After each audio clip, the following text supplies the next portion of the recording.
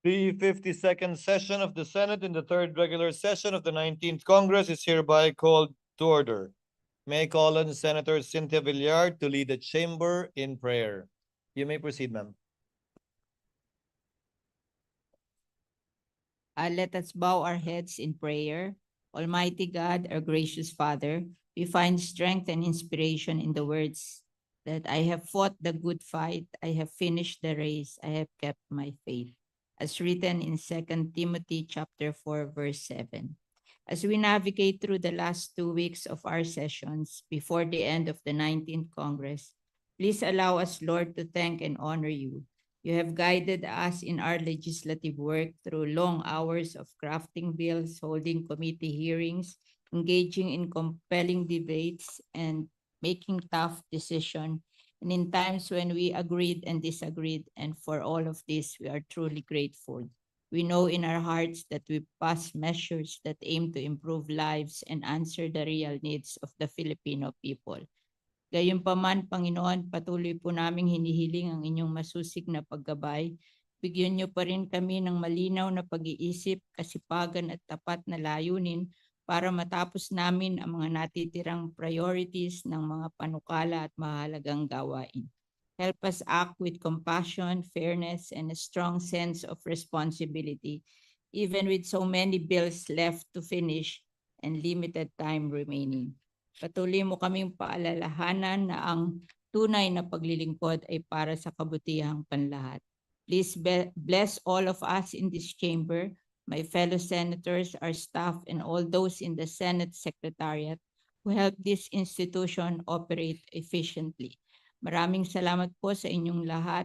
And as we look ahead to the incoming 20th Congress, may we end this chapter with peace in our hearts, knowing that we did what we could as best as we could.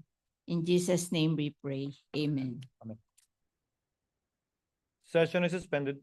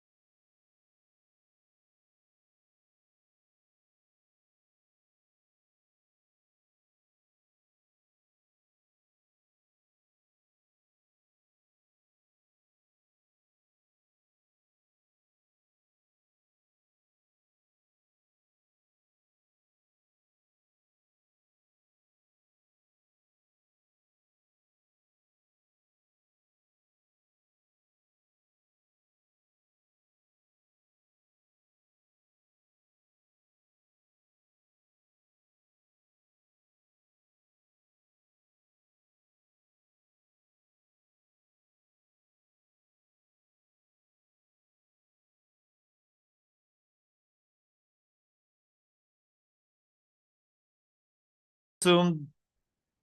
Secretary will please call the roll. Roll call of members. The Honorable Senator Binay, Senator Cayetano Alan, Senator Cayetano Pia, Senator De La Rosa, Senator Ejercito, Senator Estrada, Senator Gatchalian, Senator Go, Senator Ontiveros, Senator Lapid, Senator Legarda, Senator Marcos, Senator Padilla, Senator Pimentel, Senator Poe, Senator Revilla, Senator Tolentino, Senator Tulfo, Senator Villanueva, Senator Villar Cynthia, Senator Villar Mark, Senator Zubiri, the Senate President. With 21 senators present, Chair declares the presence of a quorum. Majority Floor Leader. Yes, Mr. President, I move that we defer the approval of the journal of the 51st session, Monday, June 2, 2025. Any objection? Hearing none, motion is approved. Majority President. Leader. Yes, Mr. President, before we proceed, we'd like to acknowledge some guests of the Senate. Governor-elect Pamela Pam Baricuatro of Cebu Province is with us. And Mike Acevedo Lopez, guest of Senator Bongo. Antique Vice Governor Edgar De Rosa, guest of Senator Lauren Legarda. Honorable Joylene Florida Eslabon, SB member of Pari Cagayan. Honorable A.G. Guadis, SB member of Ballesteros Cagayan, guest of Senator Win Gatchalian. Commissioner Lorenzo Reyes of the Legal Education Board. Mr. Daniel Añasos, President Cebu Normal University. Mr. Merwin De La Cruz, President of PhilSCA. Dr. Carisma Ututalum, President of Sulu State College. Guest of Senator Alan Cayetano. Also, CSC Commissioner Louis Pangulayan, guest of Senator Joel Villanueva. So with that, To our aforementioned guests, welcome to your Senate. Majority Floor Leader. Mr. President, I move to consider on third reading several bills, the printed copies of which were electronically distributed to members on May 7, 2025 in compliance with the 3-day rule in the Constitution. With that, I move to consider on third reading House Bill number 5842, the bill on the Navotas Foundation anniversary. So move, Mr. President. Any objection? Hearing none, Secretary is directed to comply and read the title only of the measure and to proceed to roll call vote. An act declaring January 16 of every year special non-working holiday in the city of Navotas. Roll call vote. The Honorable Senators Binay, Cayetano A, Cayetano P, De La Rosa, Ejercito, Estrada, Gatchalian, Go, Ontiveros, Lapid, Legarda, Marcos, Padilla, Pimentel, Poe, Revilla, Tolentino, Tulfo, Villanueva, Villar C, Villar M, Zubiri, the Senate President. With 21 affirmative votes, 0 negative, 0 abstention, House Bill number 5842 is approved on third reading. Majority Floor Leader. Mr. President, I move to consider on third reading House Bill number 5829, the bill on the General Santos Charter anniversary. So move, Mr. President. Any objection? Hearing none, motion is approved. Secretary is directed to read the title only of the measure and to proceed to roll call vote. Now declaring June 15 of every year special non-working holiday in the city of General Santos. Roll call vote. The Honorable Senators Binay, Cayetano A, Cayetano P, De La Rosa, Ejercito, Estrada, Gatchalian, Go, Ontiveros, Lapid, Legarda, Marcos, Padilla, Pimentel, Poe, Revilla, Tolentino, Tulfo, Villanueva, Villar C, Villar M, Zubiri, the Senate President. With 21 affirmative votes, 0 negative, 0 abstention, House Bill number 5829 is approved on third reading. Majority Floor Leader. Mr. President, I move to consider on third reading House Bill number 6551, the bill declaring Koyami's Festival. So move, Mr. President. Any objection? Hearing none, Secretary is directed to comply.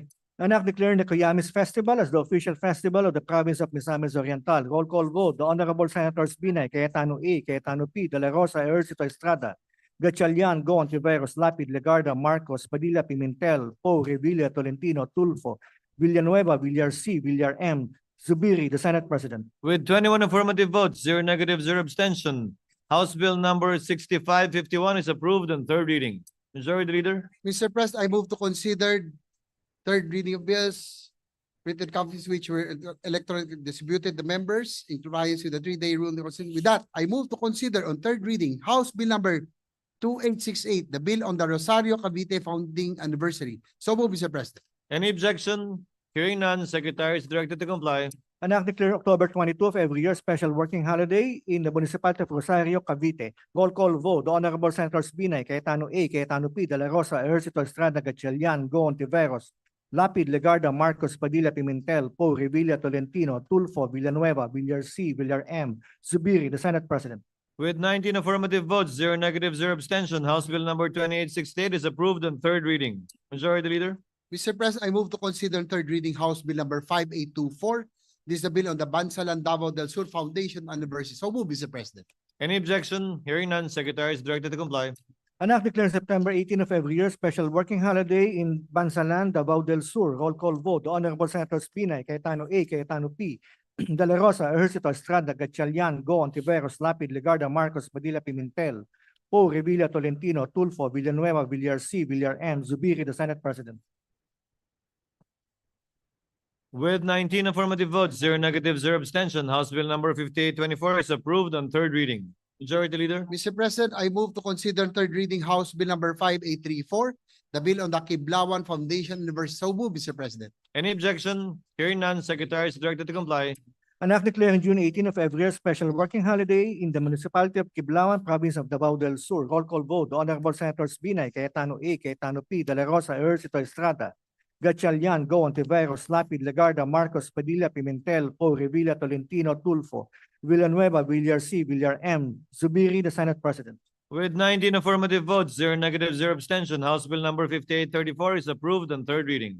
Majority Floor Leader. Mr. President, I move to consider on third reading House Bill number 5838. The bill on the Magsaysay Foundation Anniversary. So move, Mr. President. Any objection? Hearing none, Secretary is directed to comply.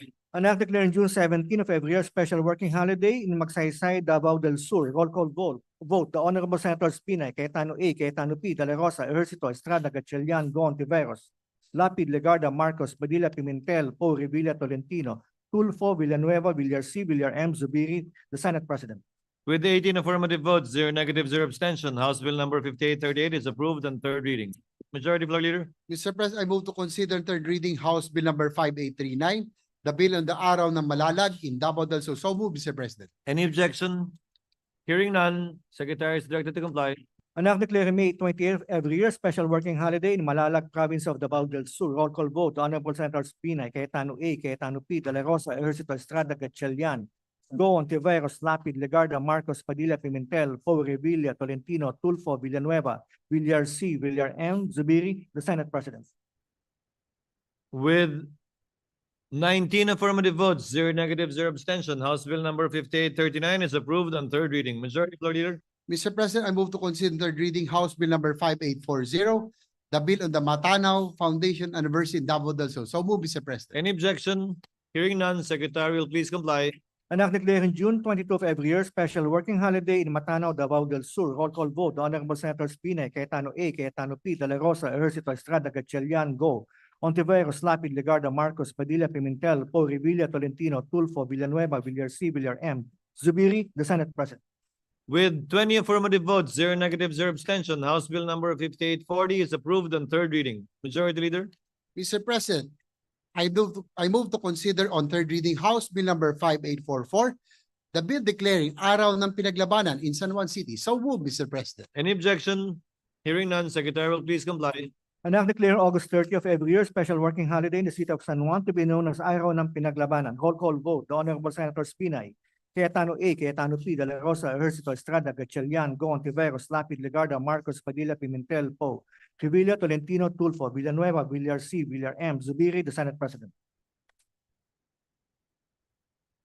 With 20 affirmative votes, 0 negative, 0 abstention, House Bill number 5844 is approved on third reading. Majority Leader. Mr. President, I move to consider third reading House Bill number 5848. The bill on Santa Cruz, Davao del Sur Foundation Anniversary. So move, Mr. Any President. objection? Hearing none, Secretary will please comply. An act declaring October 5 of every year special working holiday in Santa Cruz, Davao del Sur. Roll call vote. The Honorable Senators Pinay, Cayetano A, Cayetano P, De La Rosa, Ejercito, Estrada, Gatchalian, Go, Ontiveros, Lapid, Legarda, Marcos, Padilla, Pimentel, Poe, Revilla, Tolentino, Tulfo, Villanueva, Villar C, Villar M, Zubiri, the Senate President. With 19 affirmative votes, 0 negative, 0 abstention, House Bill number 5848 is approved on third reading. Majority Leader. Mr. President, I move to consider in third reading House Bill number 5849. The bill of the Araw ng Sulok Foundation Anniversary in Davao del Sur. So move, Mr. President. Any objection? Hearing none, Secretary will please comply. An act declaring April 24 every year special working holiday in Sulok, Davao del Sur. Roll call vote. The Honorable Senators Binay, Cayetano A, Cayetano P, De La Rosa, Ejercito Estrada, Gatchalian, Go, Ontiveros, Lapid, Legarda, Marcos, Padilla, Pimentel, Poe, Revilla, Tolentino, Tulfo, Villanueva, Villar C, Villar M, Zubiri, the Senate President. With 20 affirmative votes, 0 negative, 0 abstention, House Bill number 5849 is approved on third reading. Majority Leader. Mr. President, I move to consider third reading House Bill number 7005, the bill on the Araw ng Anini E Foundation Anniversary in Antique Province. So move, Mr. President. Any objection? Hearing none, Secretary will please comply. An act declaring August 5 of every year special working holiday in Anini Antique. Roll call vote. The Honorable Senators Binay, Cayetano A, Cayetano P, De La Rosa, Ejercito Estrada, Gatchalian, Go, Ontiveros, Lapid, Legarda, Marcos, Padilla, Pimentel, Poe, Revilla, Tolentino, Tulfo, Villanueva, Villar C, Villar M, Zubiri, the Senate President. With 21 affirmative votes, 0 negative, 0 abstention, House Bill number 7005 is approved on third reading. Majority Leader. Mr. President, I move to consider third reading House Bill number 7009, the bill on the commemoration of Araw ng Kalamba in Misamis Occidental. So move, Mr. Any President. objection? Hearing none, Secretary will please comply.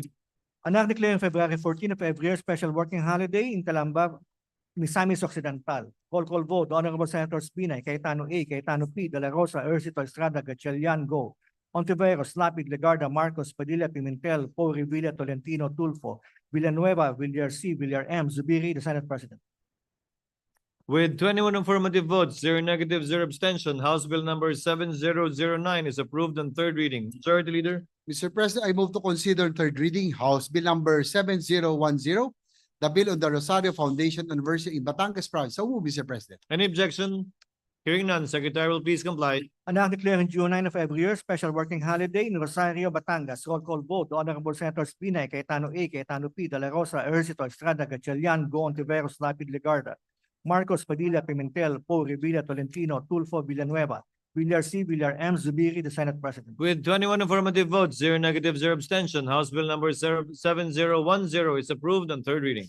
Majority Leader. Mr. President, I move to consider third reading House Bill number 9315, the bill on the J.H. Cerriles State University in Zamboanga del Sur. So move, Mr. President. Any objection? Hearing none, Secretary will please comply. And now converting the J.H. Cerriles State College in Matis, San Miguel, Zamboanga del Sur into a state university to be known as the Zamboanga del Sur State University. Appropriate funds therefore. Roll call vote. The Honorable Senators Binay, Cayetano A, Cayetano P, De La Rosa, Ejercito Estrada, Gatchalian, Go, Ontiveros, Lapid, Legarda, Marcos, Padilla, Pimentel, Poe, Revilla, Tolentino, Tulfo, Villanueva, Villar C, Villar M, Zubiri, the Senate President.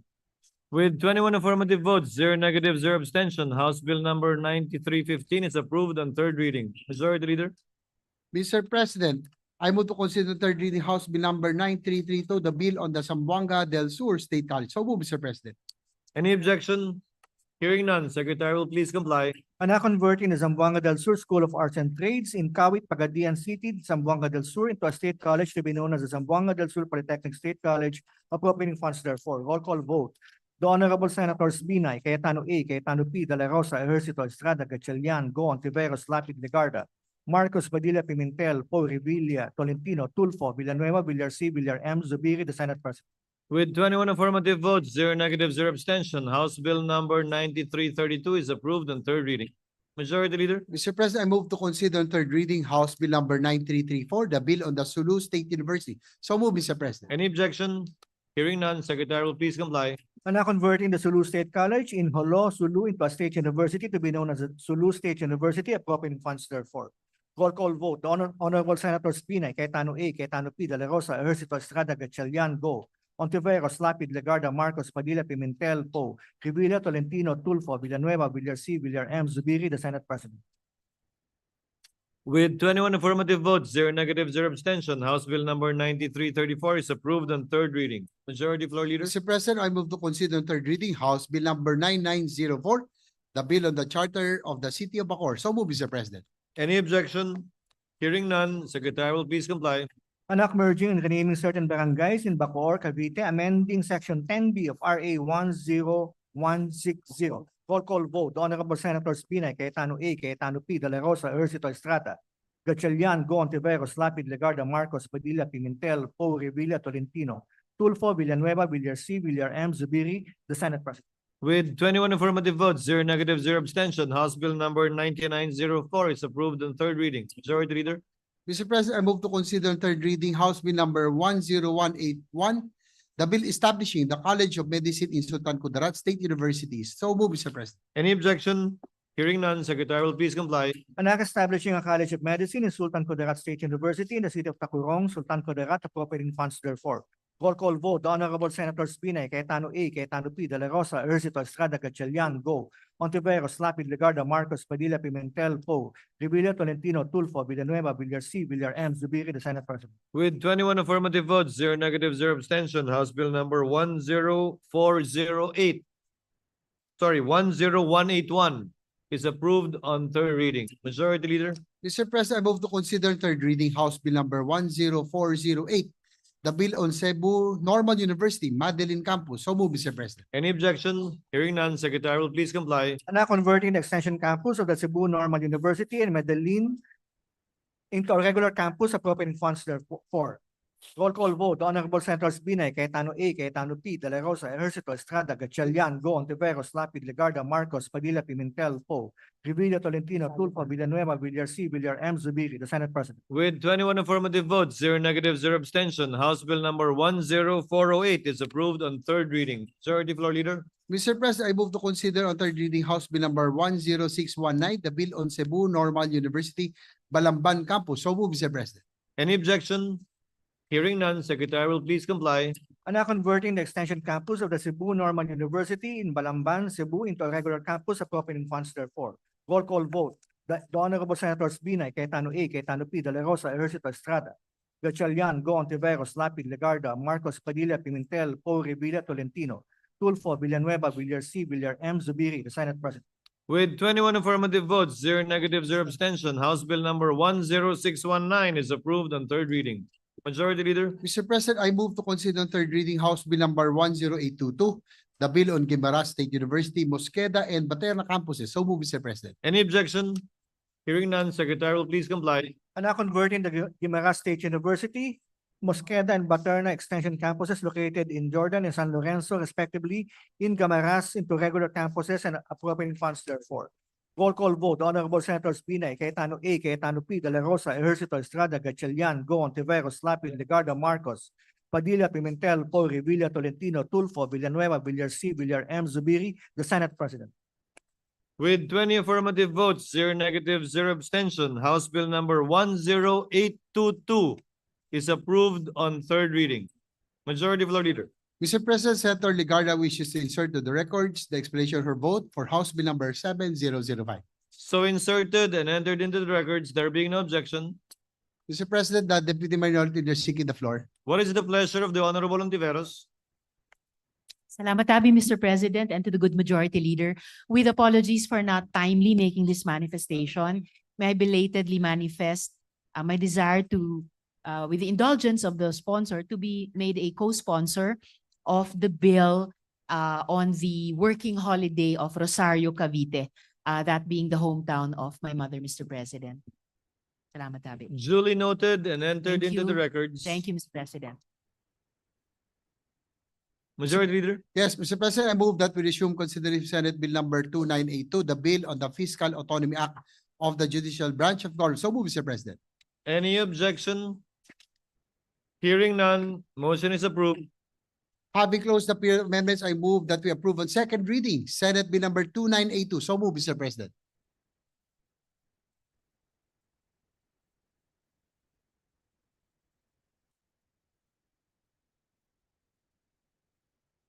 Any objection?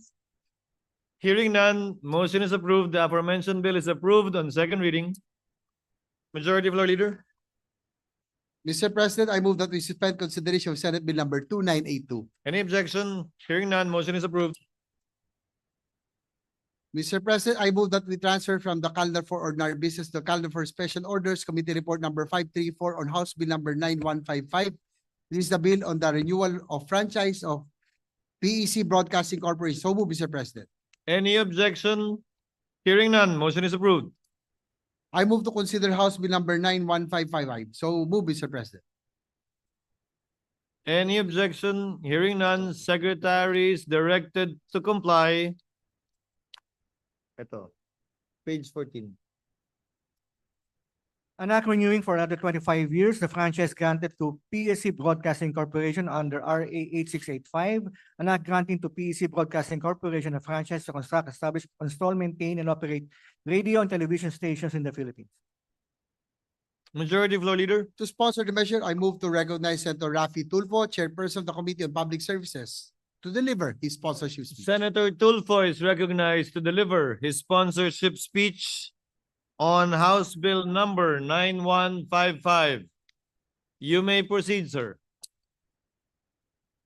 Good afternoon, Mr. President, honorable members of this august chamber, ladies and gentlemen.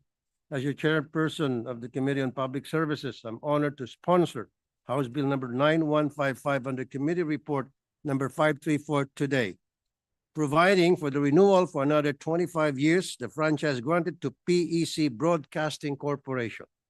Since its establishment on July 7, 1988, and the grant of its franchise on June 25, 1988, through Republic Act number 8685, PEC Broadcasting Corporation has been proud pioneer in broadcasting industry of Mindanao. First, it was the first to operate FM and television stations in Butuan City, and later expanded to neighboring provinces including San Francisco, Agusan del Sur, Bislig, Surigao del Sur, Surigao City, Tandag, Surigao del Sur, bringing accessible and quality broadcasting to previously undeserved areas. Number two, to date, PEC operates 18 FM radio stations, 1 AM radio station, and 3 TV stations under the brand Real Radio. Thus, it plays a crucial role in cascading vital information in the Visayas and Mindanao regions, and also contributes to the generation of employment opportunities in the area. Number three, PEC also serves as a training ground for radio and TV technicians, as well as future broadcasters, because of its continuing partnership with the Philippine Electronics and Communications Institute of Technology, or PECIT. Number four, in addition, PEC has always maintained a strong commitment to public service and community development. It frequently provides free airtime for government offices and agencies. During the COVID-19 pandemic, the station offered free airtime to the Department of Education, DepEd, to support its remote learning initiatives, and it actively embarks on numerous humanitarian and civic initiatives, such as annual gift giving to underserved communities, feeding programs, fundraising for school supplies, bloodletting drives, tree planting, and cleanup drives aimed at preserving the environment. In other words, PEC Broadcasting Corporation stands not only as a pioneer in media, but also as a pillar of community service and development. It continues to be a trusted voice and compassionate hand to the people of Butuan City and beyond. Finally, PEC is an institution with no derogatory record, no technical as well as labor issues, and with valid corresponding clearances from the National Telecommunications Commission, the Bureau of Internal Revenue, and the Securities and Exchange Commission, with a commendable and clean track record. PEC deserves the renewal of its franchise. Kaya sa pamamagitan ng panukalang batas na ito, layunin natin na mabigyan ng panibagong 25 years ang PEC upang tuloy-tuloy na makapagbigay ng tama at makapagkatiwala ang impormasyon, makapagbigay ng trabaho, at tuluyang mapabuti pa ang kabuhayan ng ating mga kababayan sa Visayas at Mindanao. Maraming salamat po, Mr. President. Thank you, Senator Raffy Tulfo, Majority Leader. Mr. President, I move that we suspend consideration of House Bill number 9155. Any objection? There being none, motion is approved. Mr. President, I move that we transfer from the calendar for ordinary business to the calendar for special orders. House Bill number 10698, House Bill number 11042. These are the bills granting franchises to electric cooperatives.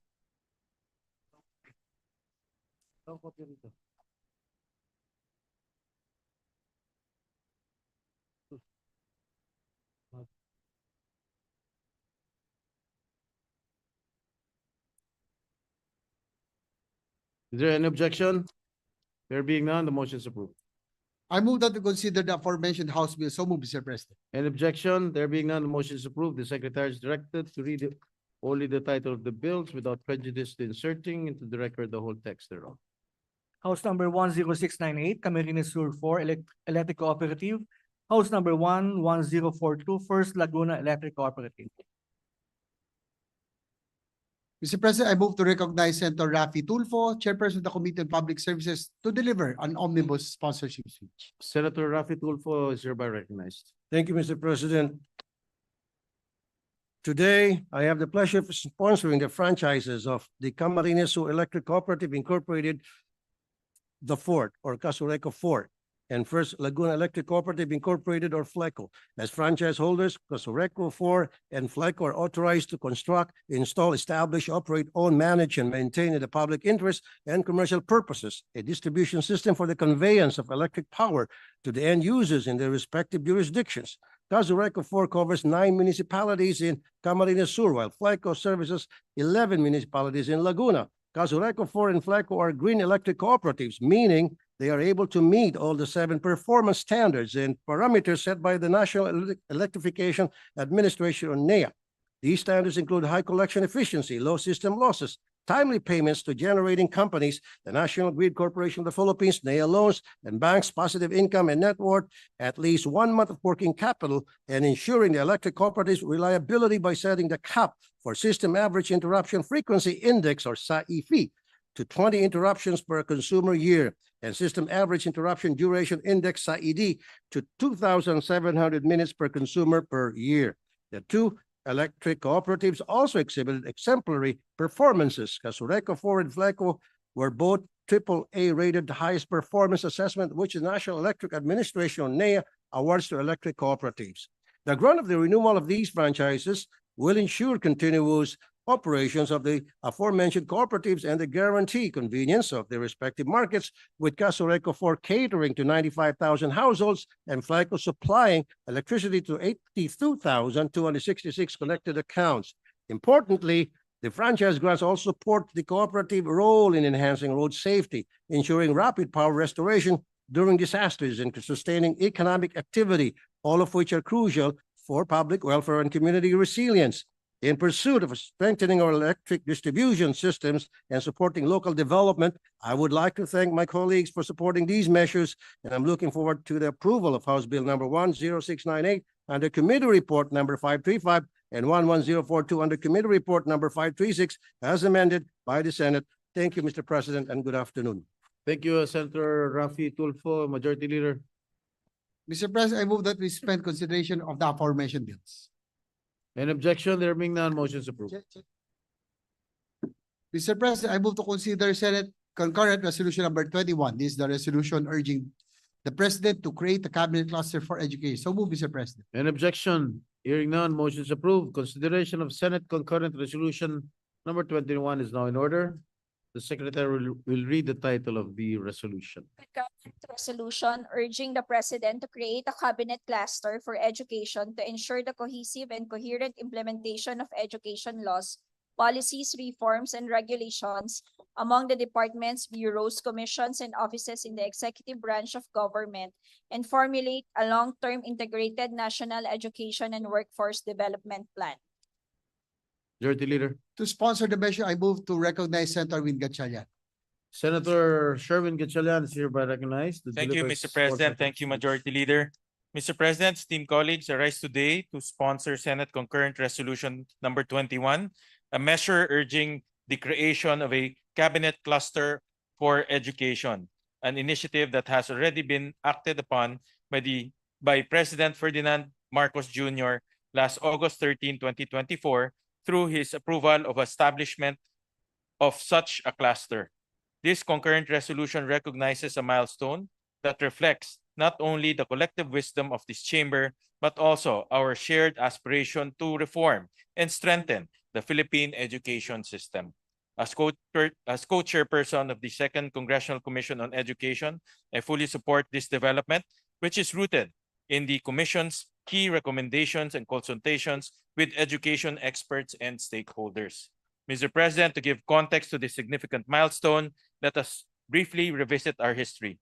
In the 1990s, the Philippine education system underwent a major restructuring following the recommendations of the First Congressional Commission on Education. This restructuring, known as the trifocalization, led to the establishment of 3 distinct agencies, each tasked with overseeing a specific segment of our education system. The Department of Education is responsible for basic education. The Commission on Higher Education oversees tertiary education, ensuring our universities and colleges remain competitive and relevant. And Technical Education and Skills Development Authority focuses on managing technical vocational education and training, which plays a crucial role in equipping our workforce with the necessary skills.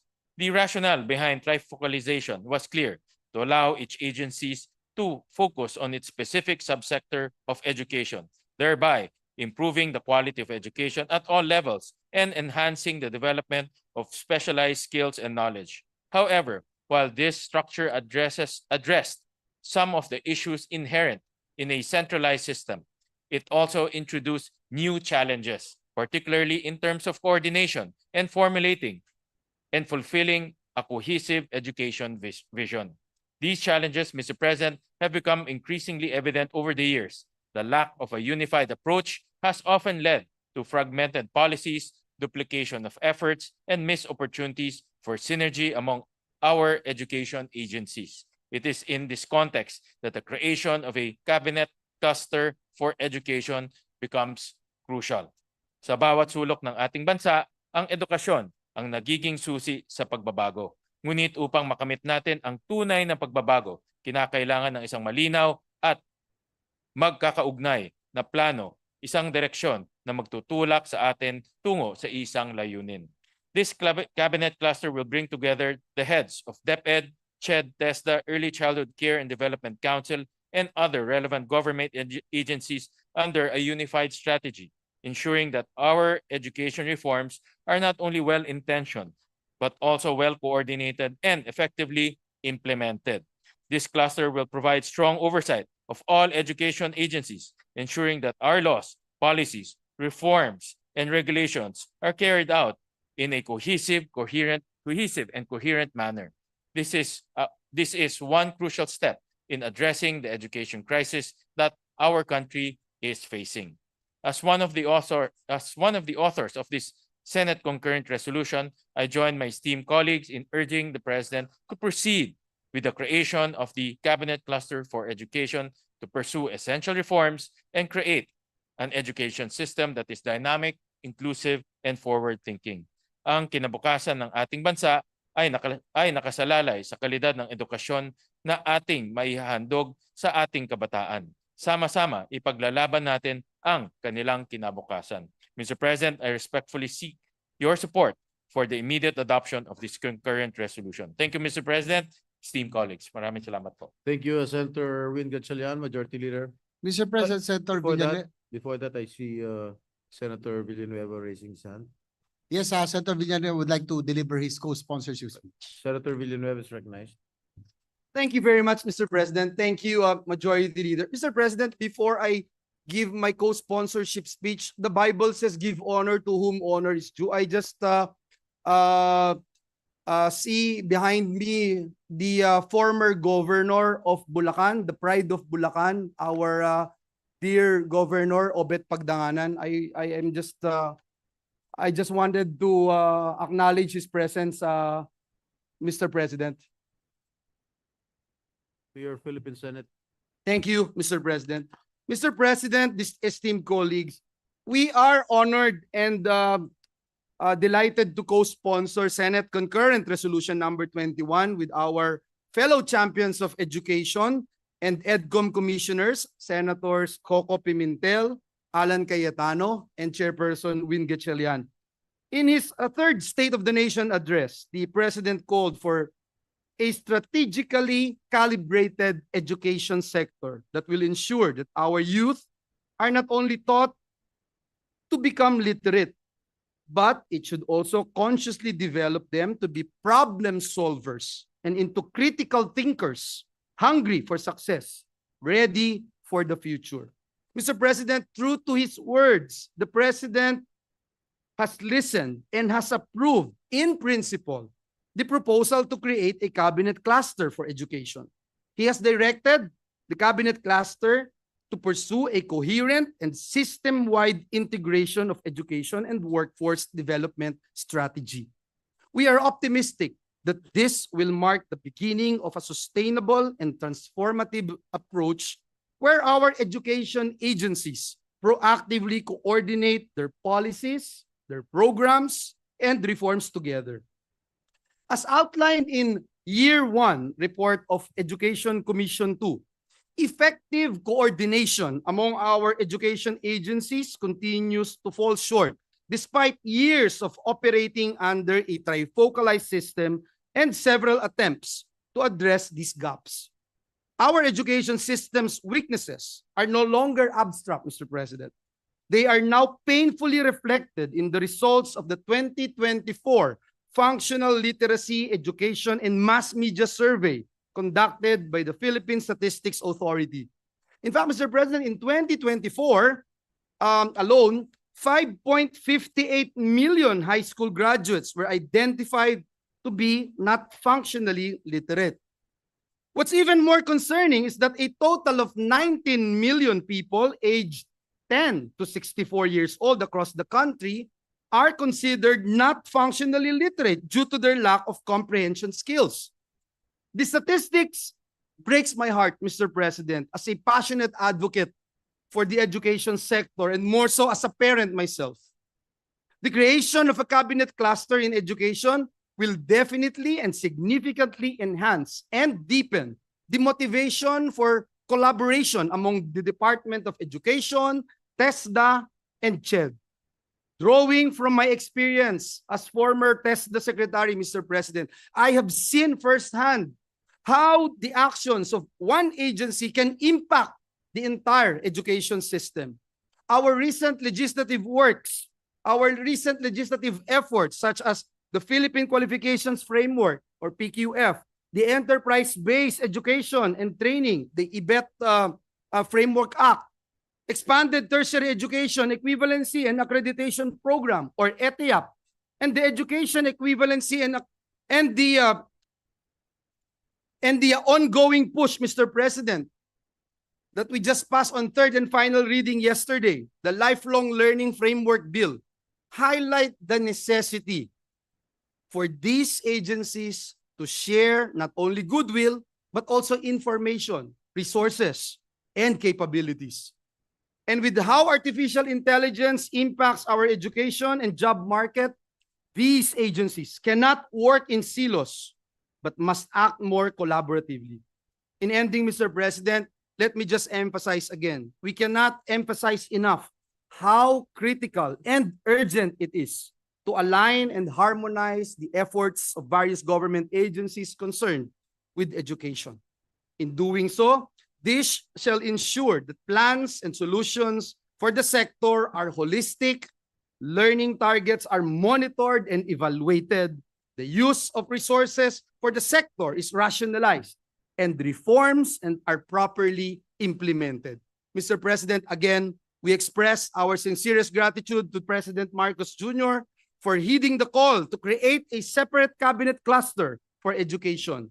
Together, we shall take bold and unified steps in pursuing development in the education sector. Again, thank you, Mr. President, dear colleagues, and may God continue to bless us all. Thank you, Mr. President. Thank you, Senator Joel Villanueva, Majority Leader. Yes, Mr. President, next to deliver her co-sponsorship speech is Senator Lauren Legar. I move that she be recognized. Senator Legarda is recognized. Thank you, Mr. President.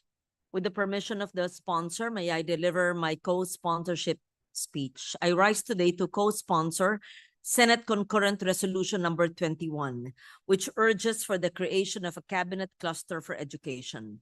For decades, our education system has operated under a fragmented structure. Since the implementation of the trifocalized governance structure in the 1990s, no permanent high-level mechanism has existed to harmonize the mandates, priorities, and direction of our key education agencies. As a result, our national education agenda has struggled with disjointed policies, overlapping initiatives, and inefficiencies that have deepened the learning crisis we now confront. As reported by the Second Congressional Commission on Education, this structural disconnect continues to undercut reform. The absence of a coordinated strategy, one that brings together the efforts of our key education agencies while aligning educational goals with labor market demands, national development priorities, and the aspirations of our people prevents us from moving forward as a cohesive system. The proposed cabinet cluster seeks to correct this gap by bringing greater coherence to education planning and policy. We can ensure that every centavo invested directly advances the needs of our learners. This is not to centralize authority, but to harmonize strategy and hold agencies jointly accountable for results, enabling a truly system-wide response to the education crisis we face. But beyond realignment, this also acknowledges that education is not merely a sectoral concern, but the foundation of national development and social equity. When systems remain fragmented, the burden of inefficiency falls heaviest on those who can least afford it, the poorest, the most underserved, and the most vulnerable. President Marcos Jr.'s approval in principle of this proposal in August 2024 is a significant step. Today, we affirm that meaningful progress does not always demand reinventing the wheel. Often, the solutions, tools, even the vision are already in place. What we need is a will to connect them, the discipline to coordinate efforts, the commitment to break institutional silos. Because if we are to deliver on our promise of quality education for all, we must move as one system where every level of leadership pulls in the same direction so that every Filipino learner is empowered to lead a life of dignity and opportunity. Thank you, Mr. President. Majority Leader. Thank you, Senator Legarda. Majority Leader. Yes, Mr. President, next to deliver her co-sponsored speech is Senator Pia Cayetano. I move that she be recognized. Senator Pia Cayetano is recognized. Mr. President, esteemed colleagues, I rise today to co-sponsor Senate Concurrent Resolution number 21, urging the President to establish a cabinet cluster for education to ensure the cohesive and coherent implementation of education laws, policies, reforms, and regulations across all relevant government agencies. Mr. President, I forget what Congress it was, but the years 2013 to 2016, I was the chairperson of the Committee on Education. And at that time, there was only one Committee on Education in the Senate. And therefore, I had the privilege to discuss both, to study, to chair, to discuss both issues affecting basic education and higher education. It was in the next Congress that this was then changed into two different committees, higher education and basic education. And I had then manifested my objection to this, not because of the chairpersons who would be chairing it, but because I believe that the issue of education should be taken up under one committee. I was very much aware of this issue on trifocalization, which is in effect creates a situation where there is very little discussion, very little collaboration between the agencies that are in charge of education. So I'm very happy with this move, Mr. President. We live in a country where education is enshrined in our Constitution and it is given topmost priority. However, we have different agencies implementing the decisions, implementing administrative functions and making very important decisions. Thus, it is imperative that the mechanism for governance reflect unity of purpose, efficiency and execution, and a forward-looking strategy that aligns educational outcome with demands of a rapidly evolving workforce and society. This proposal to have a cabinet cluster that will focus on the structure and coordinate efforts among the departments of education, Commission on Higher Education and Technical Education and Skills Development Authority, otherwise known as TESDA, and other relevant agencies is of extreme importance. Through this initiative, we envision a government that speaks with one voice, on matters of education, one that is better positioned to formulate, implement, and monitor a long-term integrated national education and workforce development plan. Moreover, this resolution recognizes the challenges confronting our education system, from basic literacy gaps and teacher shortage to skill mismatch and digital divide, which cannot be addressed in silos. A multi-sectoral, interagency, and holistic approach is essential to produce lifelong learners and a globally competitive workforce. As someone who has long championed education, youth empowerment, and innovation, I firmly believe that this measure reflects a bold and necessary step forward if we are to raise the quality of education and ensure that it truly serves our national development goals. We must break down institutional barriers and foster a culture of collaboration at the highest level of governance. I thank and commend the authors of this resolution. I am proud to express my full support. Thank you, Mr. President. Thank you, Senator Pia, Majority Leader. Mr. President, no member wish to iterate further on the measure. With that, I move to open the period of amendments and recognize Senator Win Gatchalian to propose amendments. So move, Mr. President. Hearing no objection, Senator Gatchalian is recognized for his proposed amendments, if any.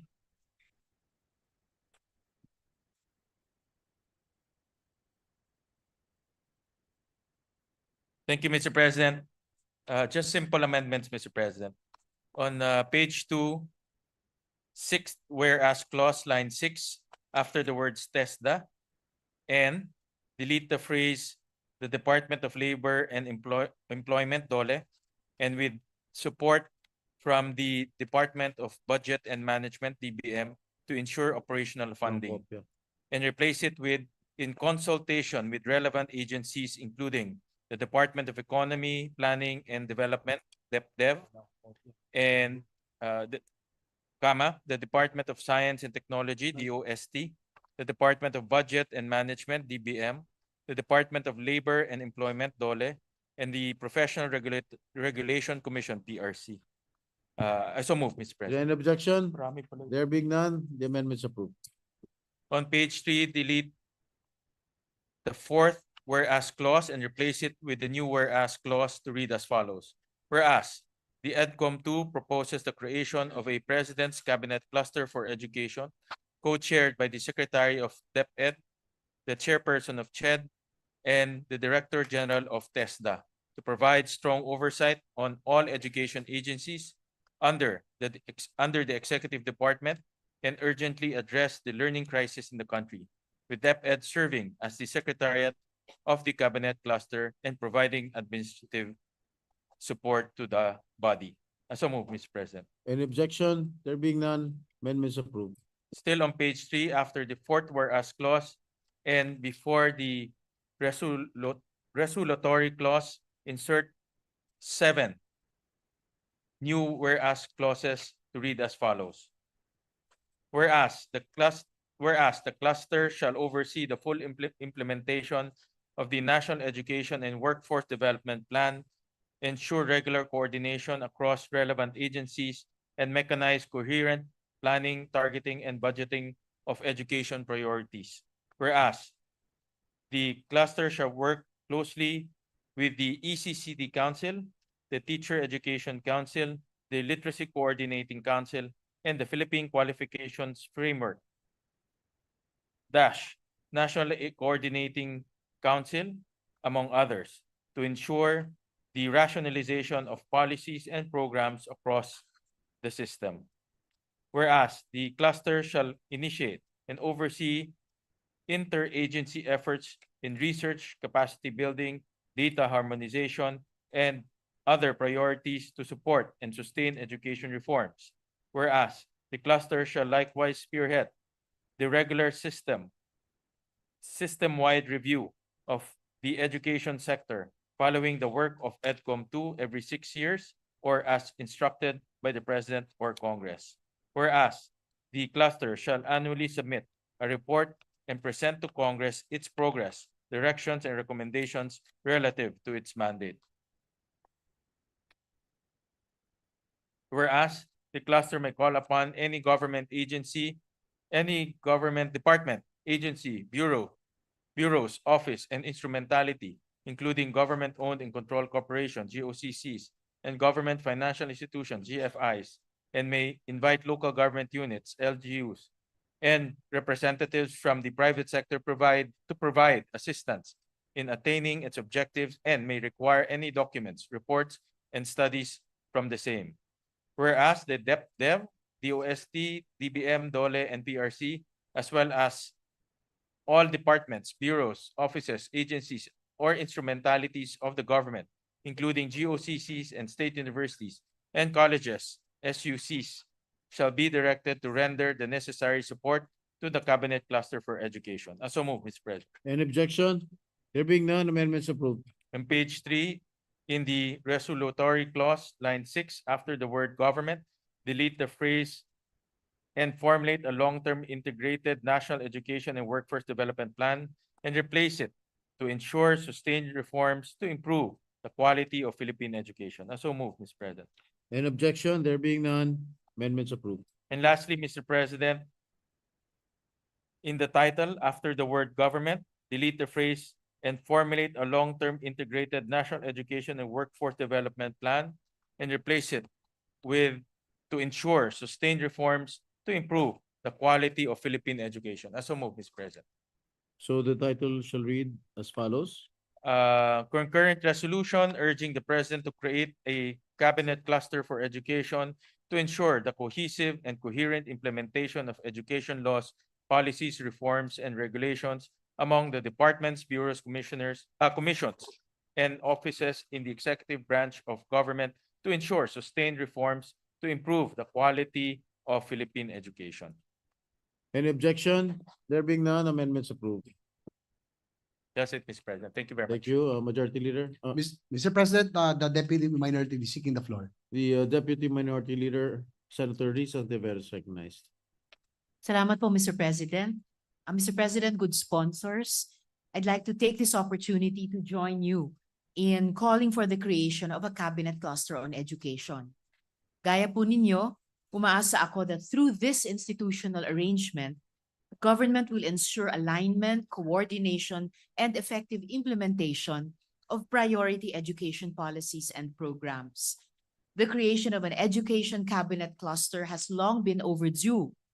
Ang tagal na nating dinadama ang epekto ng ating learning crisis at umaasa ako na ang pag-adopt natin sa resolusyong ito ay magiging daan para sa mas epektibong pagtugon ng administrasyon sa pangangailangan at pagpapabuti ng ating sektor at sistema ng edukasyon. Lalo't higit na ngayong taon ay patapos na ang mandato ng EDCOM 2. Marami pong salamat. Maraming salamat, Senador Risa Ontiveros. Majority Leader. Mr. President, there being no additional amendment, I move to close the period of amendments. Any objection? There being none, motions approved. Mr. President, I move that we adopt Senate Concurrent Resolution number 20 subject to size. So move, Mr. President. Is there any objection? There being none, Senate Concurrent Resolution number 21, subject to style is hereby adopted. Mr. President, I move that we resume consideration House Bill number 10242 under Committee Report number 515. This is the bill on the grant of franchise to Pampanga Rural Electric Service Cooperative Incorporated or PRESCO. So move, Mr. President. An objection? There being none, the resumption of consideration of the said bill is now in order. Having sponsored the measure, I move to open the period of interpellation and recognize the sponsor, Senator Raffy Tulfo, the Chair of the Committee on Public Service.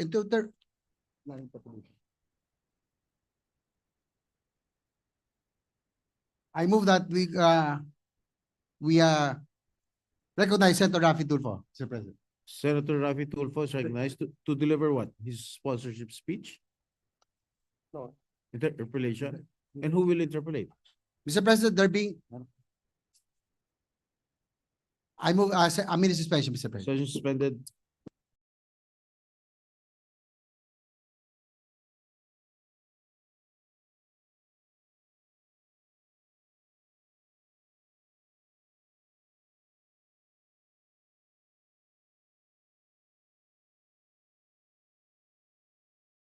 Being no other reservation for interpellation, I move to close the period of interpellation.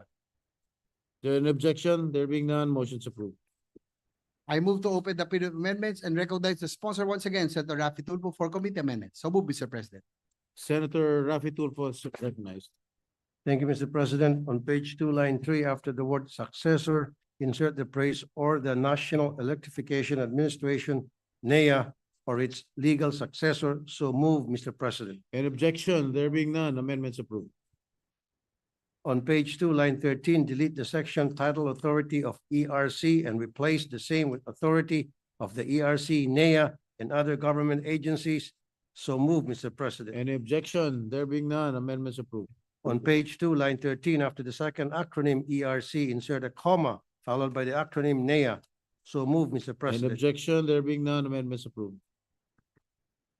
On page 2, line 18, delete the section titled Ingress and Egress and replace the same with excavation and restoration works. So move, Mr. President. Any objection? There being none, amendments approved. On page 3, line 21, after the word it, insert a new section 8 to read as follows and renumber succeeding sections accordingly. Section 8, commitment to provide and promote the creation of employment opportunities. The grantee shall create employment opportunities and shall allow on-the-job training in their franchise operation, provided that the priority shall be accorded to the residents where their principal office is located, provided further that the grantee shall comply with the applicable labor standards and allowance entitlement under existing labor laws, rules, and regulations and similar issuances. So move, Mr. President. Any objection? Hearing none, amendments approved. On page 3, lines 40, 43, delete entire section 10, term of franchise, and replace it with new section to read as follows.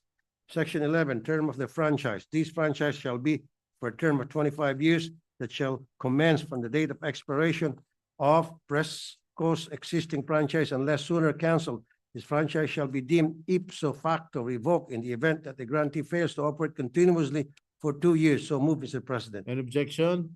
There being none, amendments approved. On page 4, lines 1 to 6, delete the entire section 11, acceptance and compliance, and number succeeding sections accordingly. So move, Mr. President. Any objection? There being none, amendments approved. On page 5, line 12, delete the word "and" between the word amended and the acronym RA. So move, Mr. President. Any objection? There being none, amendments approved. On page 5, line 12, after the number 9136, insert a comma followed by the phrase and RA number 10531 or the National Electrification Administration Reform Act of 2013. So move, Mr. President. Any objection? There being none, amendments approved. Change the title to read as follows. An act granting the Pampanga Rural Electric Service Cooperative Presco Incorporated a franchise to construct, install, establish, operate, own, manage, and maintain a distribution system for the conveyance of electric power to the end users in 34 barangays in the municipalities of Mexico, Arayat, Santa Ana, and Magalang Province of Pampanga. That's all for House Bill number 10242 under Committee Report number 515, Mr. President. Thank you. Thank you, Senator Tulfo, Majority Leader. Mr. President, I move to close the period of committee amendment. So move, Mr. President. An objection? There being none, motion's approved. I move to approve on second reading House Bill number 10242. So move, Mr. President. Any objection? There being none, the motion is approved. House Bill number 10242 is hereby approved on second reading. I move that we suspend consideration of House Bill number 10242. Any objection?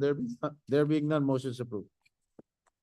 Mr. President, I move that we resume consideration of House Bill number 10483 under Committee Report number 516. This is the bill on the grant of franchise to Benguet Electric Cooperative Incorporated or Beneco. So move, Mr. President. An objection? There being none, the resumption of consideration of the said bill is now in order. Having sponsored the measure, I move to open the period of deliberation. Recognize the sponsor, Senator Raffy Tulfo. Senator Raffy Tulfo is recognized.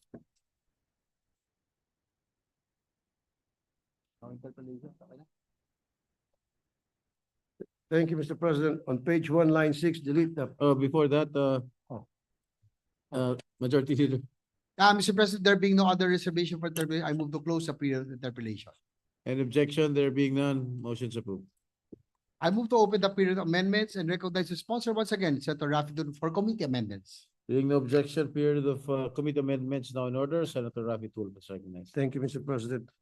On page 1, line 6, delete the phrase all the municipalities of the province of Benguet in Baguio City and replace the same with the phrase the municipalities of Atok, Bacun, Bukhod, Bugyas, Itogon, Kabayan, Kapangan, Kibungan, La Trinidad, Mankayan, sa Blan, Tuba, and Tublay Province of Benguet and in Baguio City. So move, Mr. President. Any objection? There being none, amendments approved. On page 1, line 18, after the word successor, insert the phrase or the National Electrification Administration or its legal successor. So move, Mr. President. Any objection? Hearing none, amendments approved. On page 2, line 9, delete the section title Authority of the Energy Regulatory Commission, ERC, and replace the same with Authority of the ERC, NEA, and other government agencies. So move, Mr. President. Any objection? There being none, amendments approved. On page 2, line 10, after the acronym ERC, insert a comma followed by the acronym NEA. So move, Mr. President. Any objection? There being none, amendments approved. On page 4, lines 1 to 4, delete the entire section 11, term of franchise, and replace it with a new section to read as follows. Section 11, term of the franchise. These franchise shall be for a term of 25 years that shall commence from the date of expiration of Beneco's existing franchise unless sooner canceled. This franchise shall be deemed ipso facto revoked in the event that the grantee fails to operate continuously for 2 years. So move, Mr. President. There an objection? There being none, amendments approved. On page 4, lines 5 to 10, delete the entire section 12, acceptance and compliance, and renumber succeeding sections accordingly. So move, Mr. President. Any objection? Hearing none, amendments approved. On page 5, line 18, after the year 2008, insert a new section to read as follows and renumber succeeding sections accordingly. Section 19, existing powers, existing mandates, power functions, and privileges granted to electric cooperatives under existing laws, including Section 10 of RA number 10531, otherwise known as the National Electrification Administration Reform Act of 2013, shall remain valid and effective unless expressly repealed by the succeeding law. So move, Mr. President. Any objection? Hearing none, amendments approved. Number 8, change the title to read as follows. An act granting Benguet Electric Cooperative Beneco a franchise to construct, install, establish, operate, own, manage, and maintain a distribution system for the conveyance of electric power to the end users in the municipalities of Atok, Bacun, Bocod, Abugyas, Itogon, Cabayan, Kapangan, Kibungan, La Trinidad, Mancayan, Sablan, Tuba, and Tublay, province of Benguet, and in Baguio City. That's all for the House Bill number 10483 and the committee report number 516, Mr. President. Thank you. Thank you, Senator Tulfo, Majority Leader. Mr. President, I move to close the period of committee minutes. So move, Mr. President. Any objection? There being none, motion's approved. I move to approve on second reading House Bill number 10483. So move, Mr. President. Any objection? There being none, motion's approved. House Bill number 483 is hereby approved on second reading. I move that we spend Mr. President, Oh, before that, yes, what is the pleasure of I would Senator Pia? yes, thank you. No, I would just like to manifest my support and note that these bills were approved by, as required, the due process includes the approval of DOE, NEA, and ERC.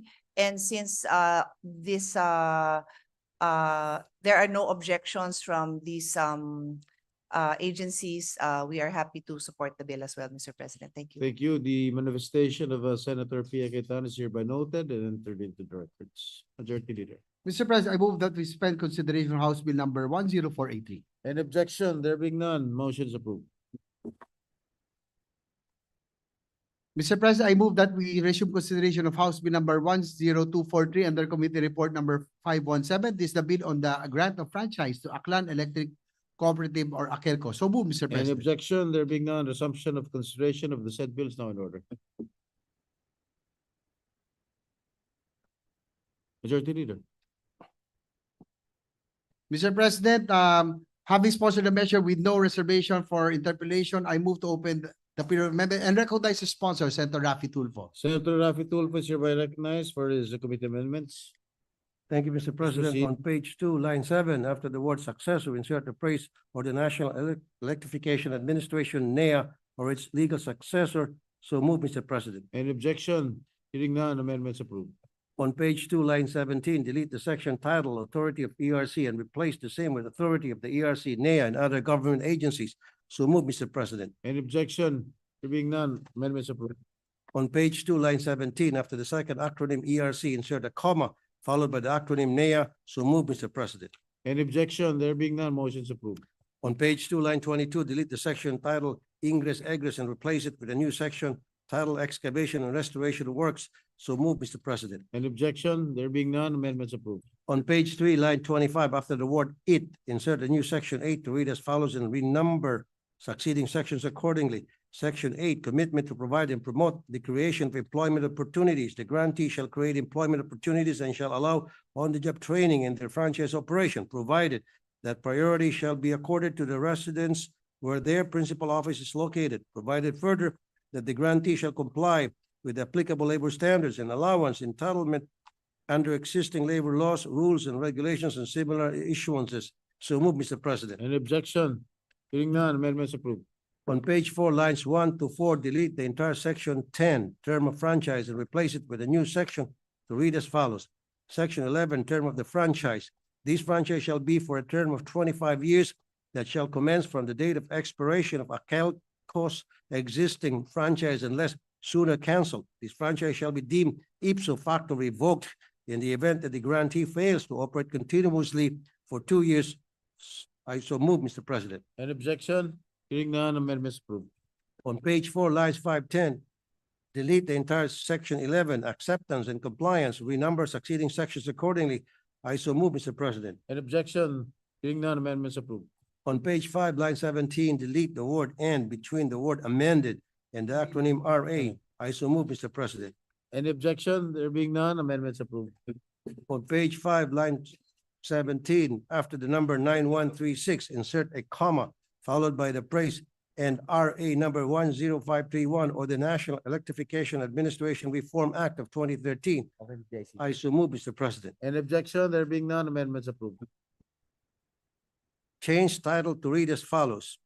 An act granting the Aklan Electric Cooperative Akelco Incorporated a franchise to construct, install, establish, operate, own, manage, and maintain a distribution system for the conveyance of electric power to the end users in the 17 municipalities of the province of Aklan, the municipalities of Pandan and Libertad of the province of Antique, and in Barangay Damayan, municipality Sapian, province of Capiz.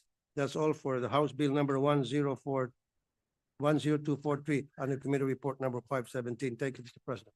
Thank you, Senator Rafi Tulfo, Majority Leader. Mr. President, I move to close the period of amendments. So move, Mr. President. Any objection? Hearing none, the motion is hereby approved. I move to approve on second reading House Bill number 1022483. So move, Mr. President. Any objection? There being none, motion is approved. House Bill number 10243 is hereby approved on second reading. I move Mr. that President, Oh, before that again. yes, same Senator Pia. comment, Mr. President. I'd like to express my support since this bill is compliant with the requirements of NEA, DOE, and ERC. At a later time, Mr. President, I will express my concerns regarding the ability of a lot of these cooperatives to truly deliver electricity at the least cost. But there's nothing I can say and do that will change the prices overnight. Therefore, I will save my comments for a time when we can really discuss this issue. Thank you, Mr. President. Thank you, Senator Pia. The manifestation of Senator Pia is hereby noted and entered into the records. Majority Leader. Mr. President, I move that we suspend consideration of House Bill number 10243. An objection? Hearing none, motion is approved. Mr. President, I move that we resume consideration of House Bill number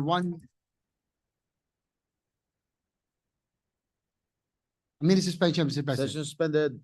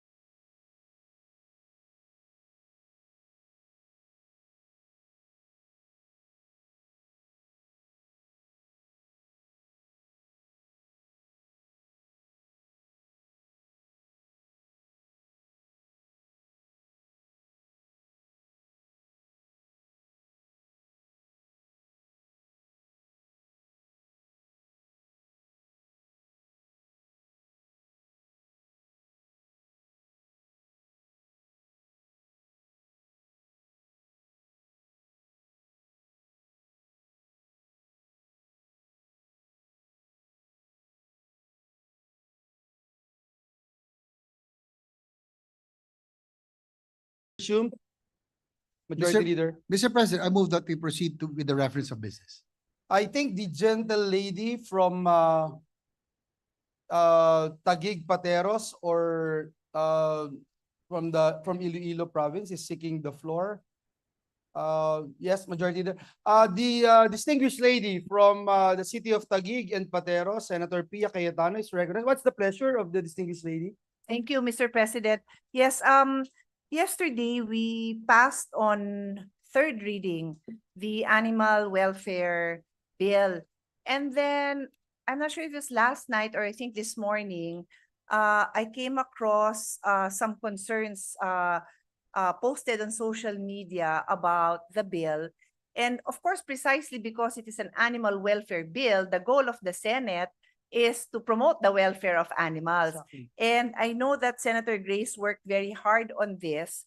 And so it bothered me that there were these concerns being raised that made it appear that instead of the welfare of animals being protected, it was the opposite that was happening. And I'm not aware that the Senate has ever passed a measure that would lessen protections, whether it's protection for women, protection for children, protection for animals, because the bill of Senator Grace received overwhelming support from the Senate. Many of our colleagues are animal lovers. In fact, in the hall right now are animal lovers who obviously would want a measure that protects animals.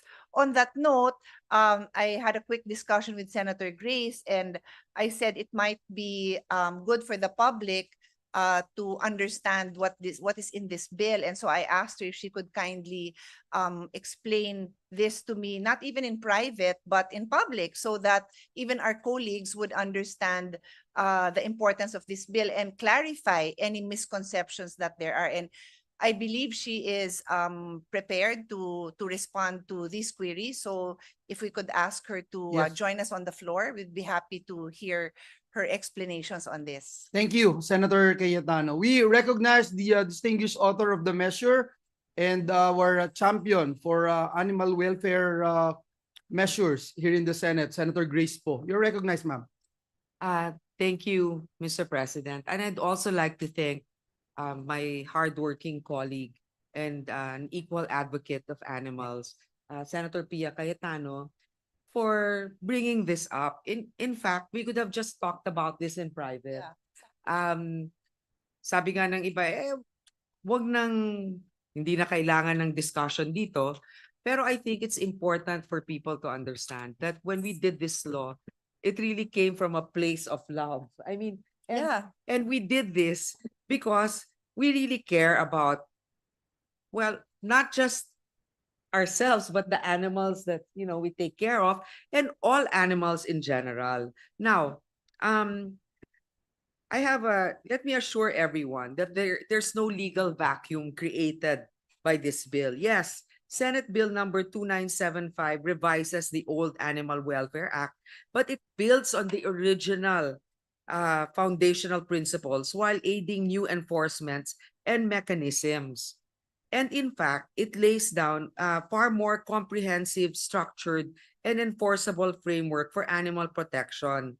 Section 52 ensures a clear transition period of law from the Bureau of Animal Industry will continue its mandate during this time with no interruption.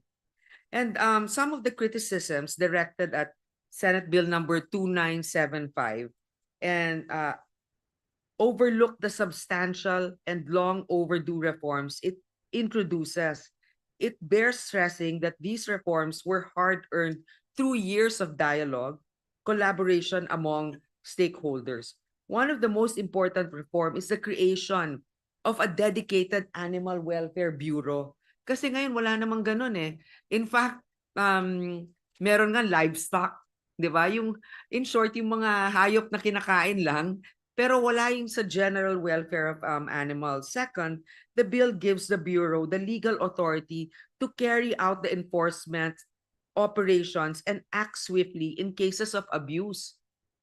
Kasi ngayon, wala talagang designated na department o bureau na mag-i-enforce nito pag merong animal cruelty, or even the standards of having mga pounds and all of those places that house animals. Third, the bill includes a much needed provision to humanely control the population of stray animals through a national spay and neuter vaccination program for stray cats and dogs. Fourth, fines and prison terms under Senate Bill 2975 are generally higher than those in Republic Act 10631, sending a stronger message of difference. Lastly, Section 51 of the bill explicitly mandates that its provisions be literally construed in favor of the animal welfare. These are only some. If it's okay with my colleague here, I would also like to raise a few things that they said. Unang-una, sinabi nila na hindi daw kasama dito yung mga wildlife, yung mga ibang animals. Parang yun lang yung mga alaga natin. Hindi po totoo yan.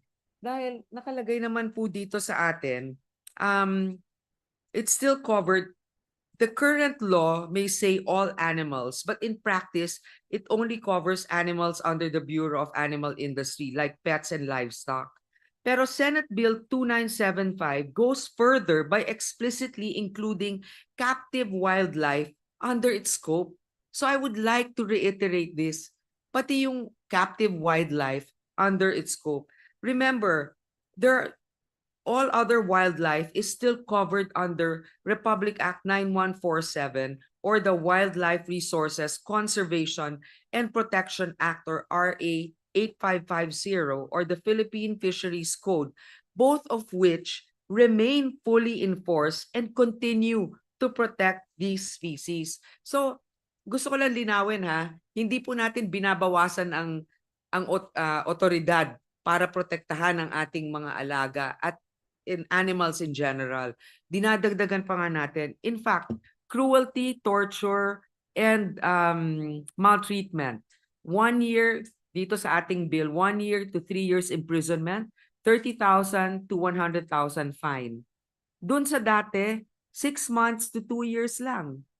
So, tapos 30,000 to 100,000 fine. Pero tumaas pa nga yung pagkakakulong. Abandonment, merong pagkakakulong na 6 months to 1 year. Doon sa dating batas, walang punishment. Pag iniwan mo yung isang hayop. Ito, operating without a permit for an animal facility, 6 months to 1 year. Samantalang dati, walang penalty. Ito, operating without a permit for shows or research, walang penalty dati. Ngayon, meron 6 years to 1 year. Meron din fine. If committed by a syndicate offender who makes business out of cruelty, a public officer where at least 3 animals are involved, 2 years to 3 years may pagkakulong. Dati, wala. Habitually convicted, perpetual disqualification for a permit to operate any animal facility, including and owning a pet. Dati wala. So, ito lang yun ha. Tapos meron pang isang puna na hindi daw namin, yung mga sport daw ng animals, halimbawa, hindi namin pinoprotektahan. Hindi daw namin pinoprohibit. Sinabi namin no dog fighting, no horse fighting, no carabao fighting. Ngayon, may mga ibang nagsasabi, paano yung cockfighting? Hindi po sa batas na ito natin pwedeng tanggalin yon. Meron ibang batas, and you know what? You can be an advocate for that, and that can be tackled in another law if there are people pushing for it. But right now, we are limited to what the law allows. So, kahit naman doon sa mga cockfighting na yon, meron pa rin mga batas na dapat sila sundin in the treatment of their animals. So, Mr. President, yeah. with the permission of Senator Grace po, the sponsor, I'd just like to interject now, so it's very clear in the discussion that when there are existing laws that cover very specific matters, it's not just a practice, but it is a legal principle that it is that specific law that will govern. May Latin terms pa yan na minememorize namin nung estudyante po tayo sa law school na yung specific ang mag-govern doon. And we would be called out if Her Honor had started amending all these laws in passing in the Welfare Act, the Animal Welfare Act, when in fact there are specific laws that govern it. And as Her Honor had pointed out, I am simply summarizing. There is a law on wildlife resources, and there is also a law on there is also the Philippine Fisheries Code. And as Her Honor pointed out, there is also a cockfighting law. So for the information of all the animal lovers, there is a process when we amend the laws. And all that the sponsor has been pointing out now was to explain that we amend what we can in this specific law. And then many times, not just in this issue, we amend the other laws separately. That has come up many times. Is that not correct, Her Honor? Na gustuhin man natin, there's a time for that separate law to be tackled. Yes, because, we will also receive a lot of objections to this law. Remember, merong one subject rule din. Diba? So, within this law, if we put in too many other, if we cross over other laws and restrict those other laws, this might be called into question. Eventually, Mr. President, I would like to say that we did not come up with this law unilaterally. Even Senator Pia, lahat nga kayo inimbitahan namin dito to bring your pets and also to invite. Mr. President, I would like to say, I was not present. I don't know where I was. And I sent my dog to represent me. You did, Because Her Honor had an open invitation for animal lovers to come with their dog. And being an animal lover who is a senator, I could not be present. Our dog was present. Dogs. I think I sent 2. Yeah, nag-manifest nga yung mga dogs niyo that you were on official business, and we accepted. They were the stars of the show that day. So actually all of us, I would also like to put on record and thank the ones that participated. We're not claiming to have all the knowledge about this. That's why we call for a hearing, and then we ask for their inputs. That's why we would like to thank those that attended our hearing: the Department of Agriculture, the Bureau of Animal Industry, the provincial veterinarians from various provinces, even the ones from different cities, Makati, Quezon City, Animal Kingdom Foundation, that helped us a lot, Biaya Animal Care, Mama's Cradle Animal Sanctuary, Palawan Animal Welfare Foundation, Baguio Cat Lovers, Kapon Ampon, Potion Project, Kara, and PETA. Now,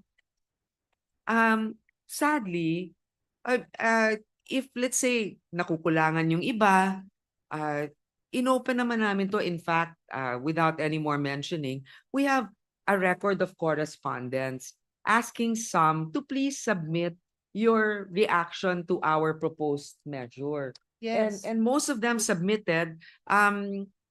Unfortunately, there are some that didn't.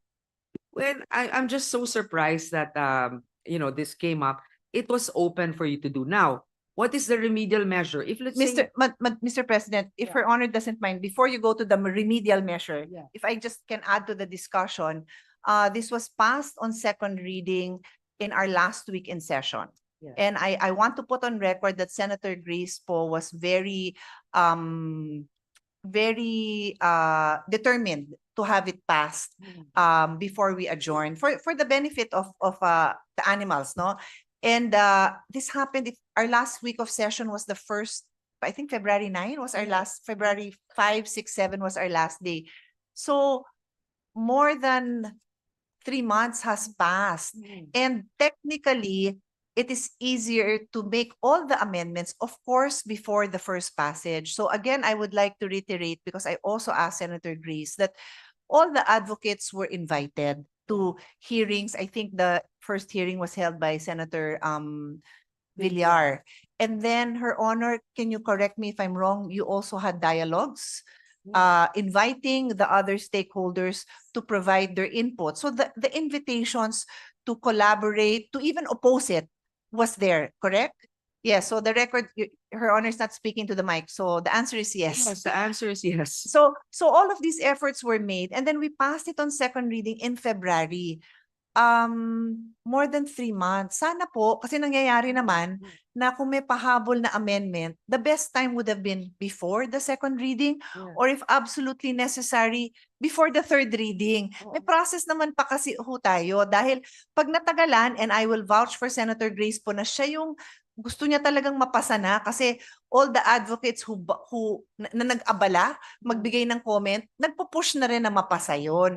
So that's the reason na ipinasa, kasi nakahingi na tayo ng comments. I mean, I've been a senator for 18 years, and you can't wait forever. You can only tell them that, give them a reasonable time to provide their comments that will guide us, because, correct me if I'm wrong, Your Honor, we do consider a lot of these animal welfare groups as experts, di ba? Hindi naman natin kino-consider yung sarili natin as experts. We may be both pet owners and animal lovers, but we listen to them. But with all due respect, the comments, the oppositions will be very helpful if they come in a timely manner.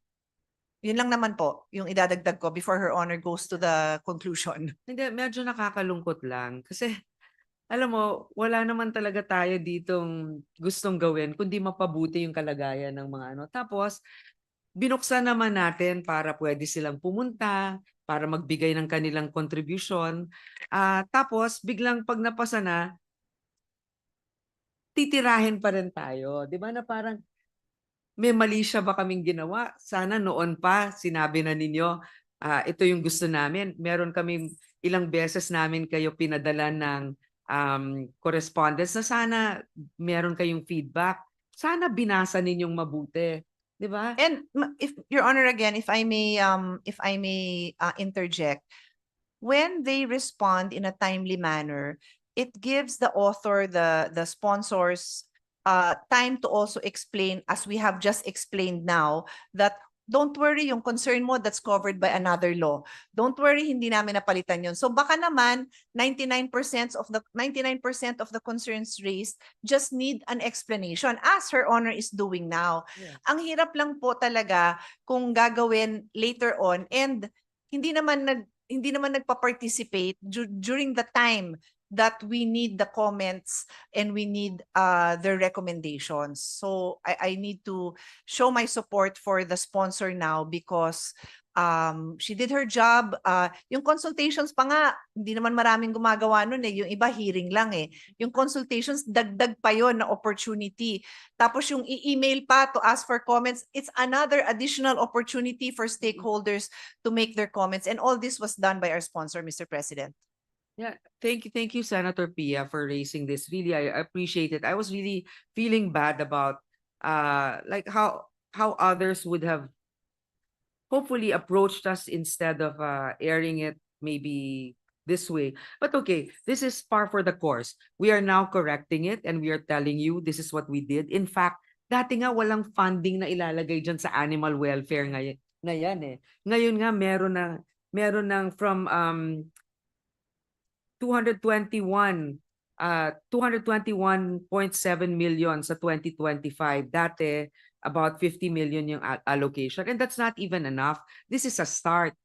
And if we don't do this now, mas lalong, pag hindi tayo nag-umpisa ngayon, kailan pa, di ba? So, anyway, we are extending. Hindi pa tapos itong ano na to sa House, naghihiring, and I know that they attended there. I wish they had attended ours also because we invited them. But kung ano man yung suggestion nila dyan, we will take that into consideration kasi we still have to reconcile. We have to meet with the House. Meet in BICAM. We have to meet in BICAM, and if their recommendations are valid, of course we will accept it. Diba? Pero sana not naman in this way na parang they're invalidating what we have already done. So, thank you for that explanation, Mr. President. I believe that the sponsor deserves recognition for the work that she and her team has done. And again, I hope that this clarifies the issues raised by one group that has chosen to make it public instead of just raising their concerns at the proper timing, which sadly was not done. But nevertheless, the sponsor has gone out of her way to explain and to reassure that many of the concerns raised, if not all, have been addressed. Maybe not in the kind of wording that the group expected, but through the legal process, it is addressed either in other existing laws, in language that makes it very clear that animal cruelty is prohibited, penalties are being raised. I think that is very clear in the bill, Mr. President. Yes, thank you, Mr. President.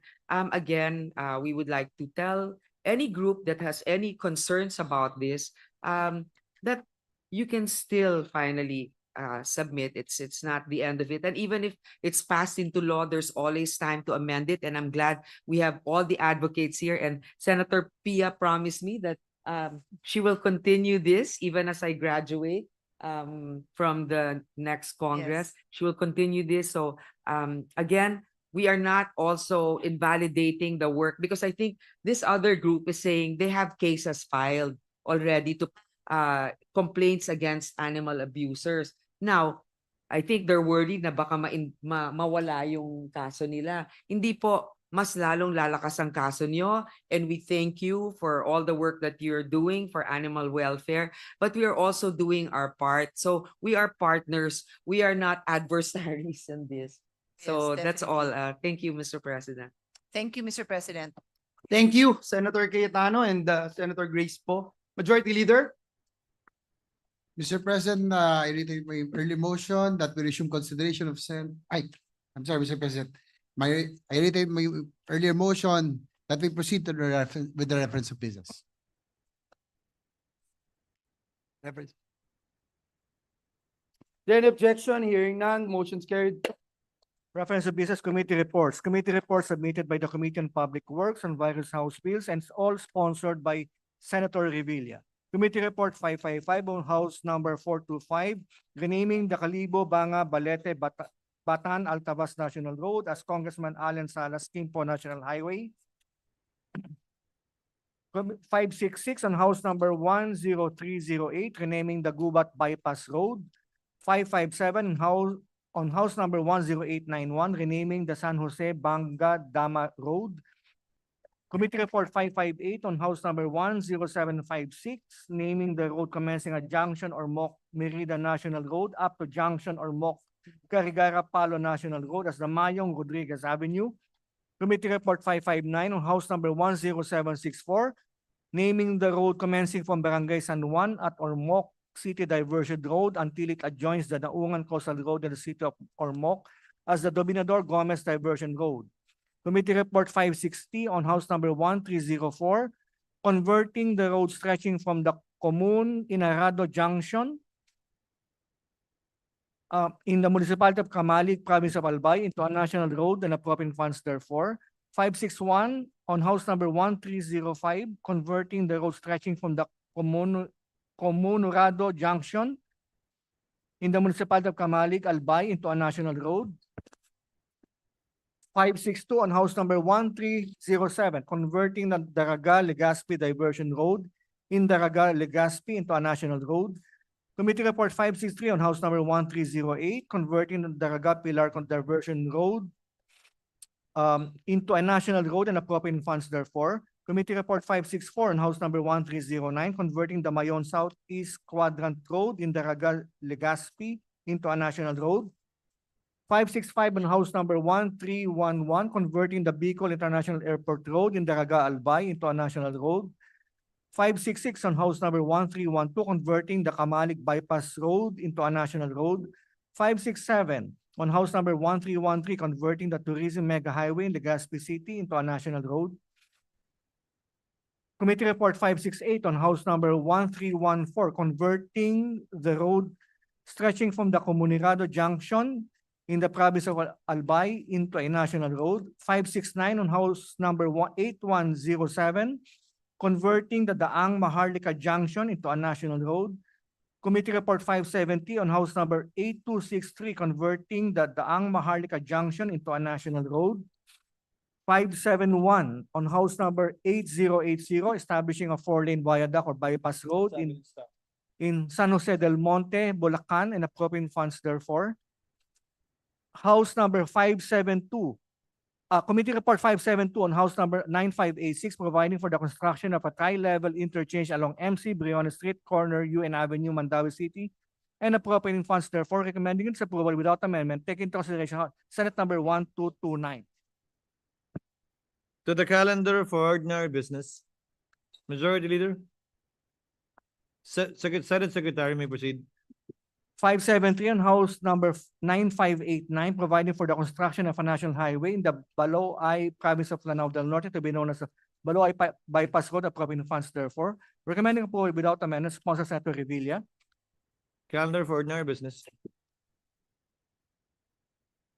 Committee Report 574 on House Number 9590, providing for the construction of a national highway from the junction of Linamon-Zamboanga Road and the junction of Linamon-Zamboanga Road in the province of Lanao del Norte to be known as the Kapatagan Valley Coastal Road, recommending approval without amendment, sponsor Senator Revilla.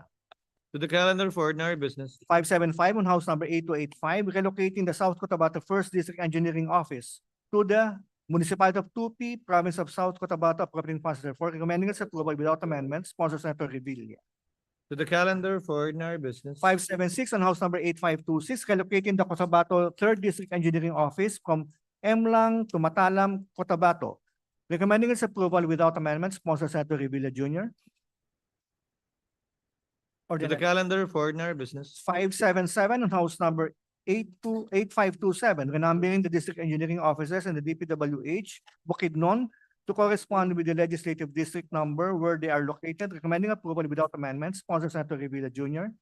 Calendar for ordinary business. 578 on House Number 8667, establishing the Camarines Norte First District Engineering Office in Labo, Camarines Norte, renaming the existing district office in the Diet as the Camarines Norte Second District Engineering Office, appropriating funds therefore, recommending approval without amendment, sponsor Senator Revilla Jr.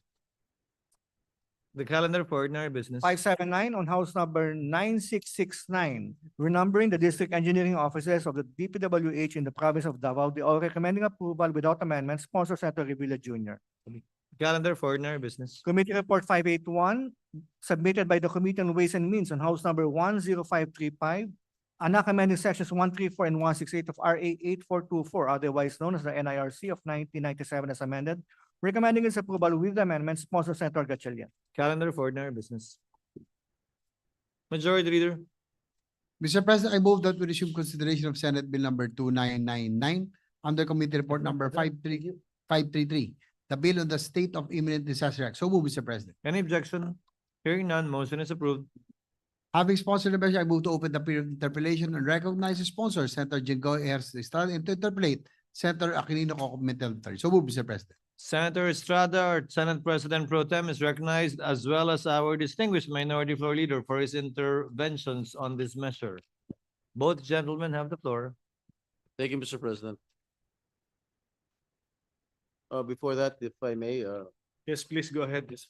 we wish to place on record and acknowledge the presence of our resource persons from different government agencies and non-government and international humanitarian organizations, namely the Office of the Civil Defense, ODASA, UN World Food Program, UN Food and Agriculture Organization, UN Office for the Coordination of Humanitarian Affairs, START Network, and the Philippine Red Cross. That's all, Mr. President. Thank you. Entered into the record. The Minority Floor Leader may proceed. Yes, with the permission of our sponsor, Mr. President. And first of all, I'd like to commend him for filing this committee report on obviously our chairman as well as the members of our committee have used their imagination, Mr. President, because they want to establish a mechanism on the declaration of imminent disaster. And if you read the bill, this involves the concept as well as the talent and ability to anticipate. Mahirap po gawin yun, Mr. President. And at least we have a law now which will now encourage Filipinos to plan ahead and anticipate. Pero Mr. President, ang tanong ko lang kasi, di ba meron na tayong parang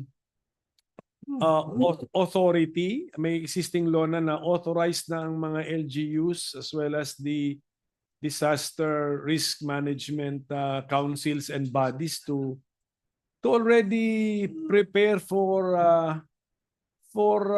pre-disaster to undertake pre-disaster preparations as well as expenses, if I am not mistaken, Mr. President.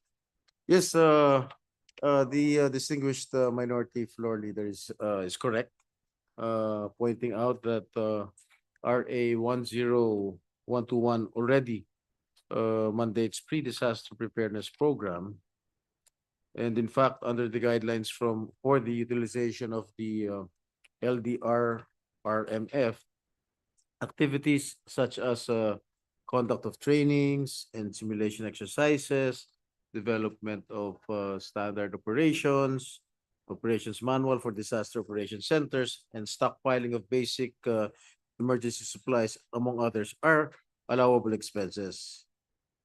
So paano po na parang naiiba itong ating panukala sa existing law? May malaking kakulangan ba ang existing law?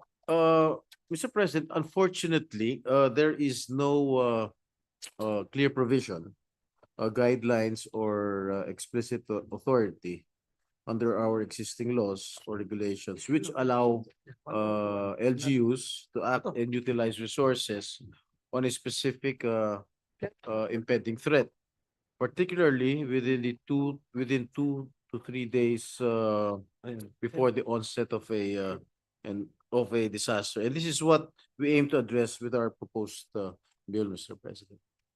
So ang limitation po nung RA 10121, although it allows pre-disaster preparations, is what in the time period, that is in RA 10121.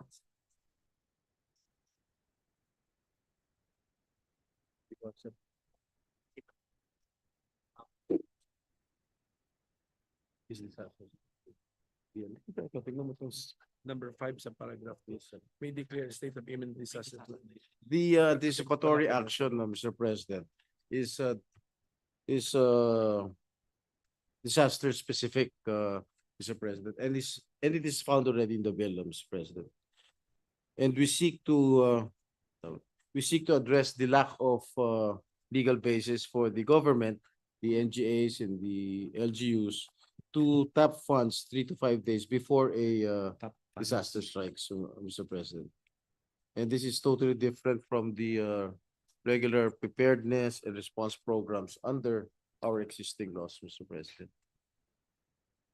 And if I may add, Mr. President, the anticipatory action is time-bound, hazard-specific, and interventions are based on the scientific forecast and projections of the said hazard vis-a-vis the exposure of the LGU, while preparedness and response under RA 10121 are programmed. Long-term solutions such as trainings, infrastructure, and the procurement of assets, Mr. President. Hindi po ba may sa RA 10121 ando na yung concept ng pre-disaster preparedness? And that should be also hazard specific, hindi po ba?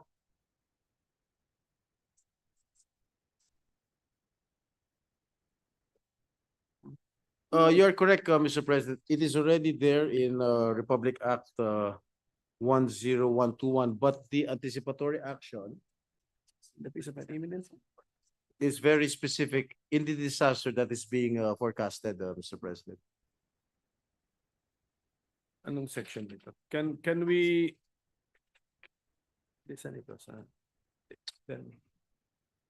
can we just ask our sponsor to look at RA 10121 subparagraph BB of section 3, Mr. President. Kasi yun yung this is the definition of preparedness at nandun na rin yung ano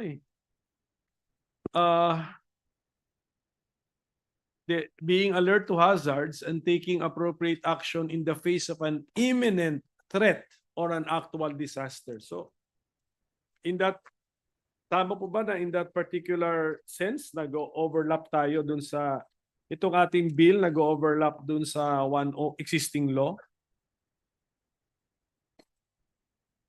My staff still Yes, parang getting parang the parang ang utos na nung 10121, be prepared. Tapos kasama na ng preparedness is pati yung I think hindi lang ginamit yung anticipate ata na word dito very clear. hindi pa ginagamit yung anticipatory action of Correct face. na concept Yes. o word, but Yes. being prepared to face imminent threat na wala pa dyan, I think that is already the concept of anticipation, Mr. President.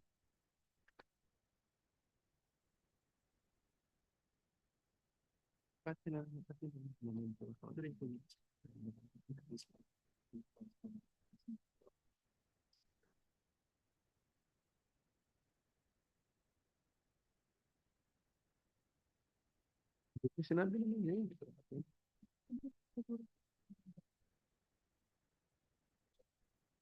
Ba't wala ba? Bawal ba yan?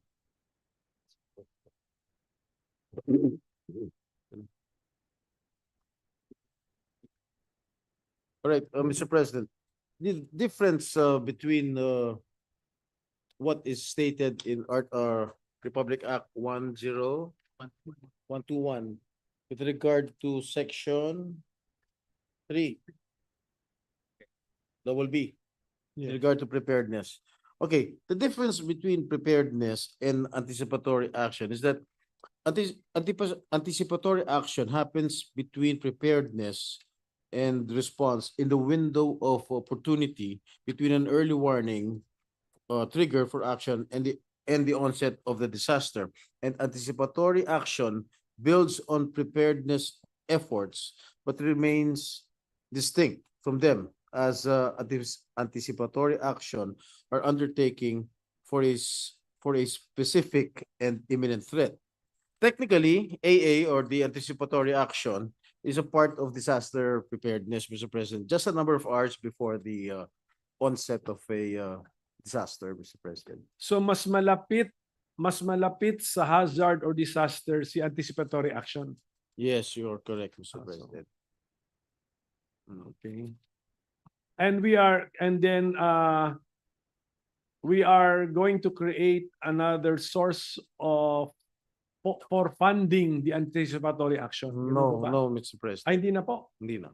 Kukunin lang ito dun sa Disaster Preparedness Fund. We are proposing to open the 70% of the disaster fund. Ito po yung portion ng disaster fund outside the QRF or yung Quick Response Fund, which is used for relief and recovery programs. And this is to be used for anticipatory action, Mr. President. Wala pong bagong appropriations na kakailanganin dito para Ino-authorize lang. para maipatupad yung bill. Ino-authorize Yes, yes. lang natin. So, Tama po. bakit? So, you mean to say our laws, pagka ginamit mo yan for any anticipatory action, makakasuhan ka pa? Pwede hong kasuhan na Bakit? ng Pangulo. Hindi ba yung ating 10121 preparedness na nga Lahat po ng gaan natin post-disaster. Post-disaster, Mr. President. Kaya yung QRF is post-disaster, right? Yes. The Quick Response Fund, Mr. President. Kasi ang pagkakalam ko, ang budget ngayon ng OCD is 20.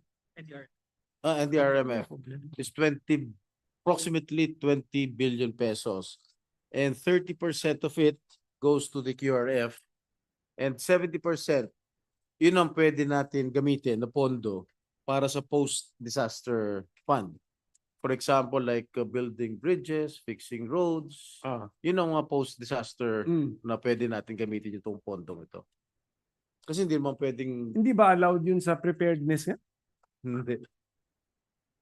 So, can we be educated? What is the current setup? I don't believe that we cannot legally spend to prepare for a forecasted hazard, Well, according incoming to, hazard or imminent threat. well, to illustrate, Mr. President, we have this ASEAN framework on anticipatory action in disaster management, Mr. President. Preparedness for a typhoon might entail developing contingency plans, conducting a drill to test evacuation protocols, verifying that communication channels are functional, and ensuring that the shelters and evacuation centers are well equipped. And anticipatory action is for a typhoon, not for the earthquake. On the other hand, occurs after an early warning is issued, at which point suitable anticipatory actions include undertaking an evacuation of both people and livestock, implementing protective measures for key water sources, securing alternative power supply sources, distributing cash, harvesting and storing crops early and safely, safeguarding livelihood assets such as fishing boats and equipments at storage sites, and pre-positioning response equipment close to locations facing imminent danger, Mr. President. And lastly, anticipatory action, therefore, is not a substitute for investing into preparedness, but is an integral and complementary part of the DRM cycle that only works well if it can build on effective preparedness and mitigation efforts, Mr. President. But from the enumeration of the so-called anticipatory actions, parang malaki ang kanyang overlap, no, sa preparedness actions. Meron kasi yung evacuation of people from flood-prone areas before the flood, ginagawa na po ngayon yan, even without specific authorization from this bill. Allowed na siya under 10121. The government spends for that.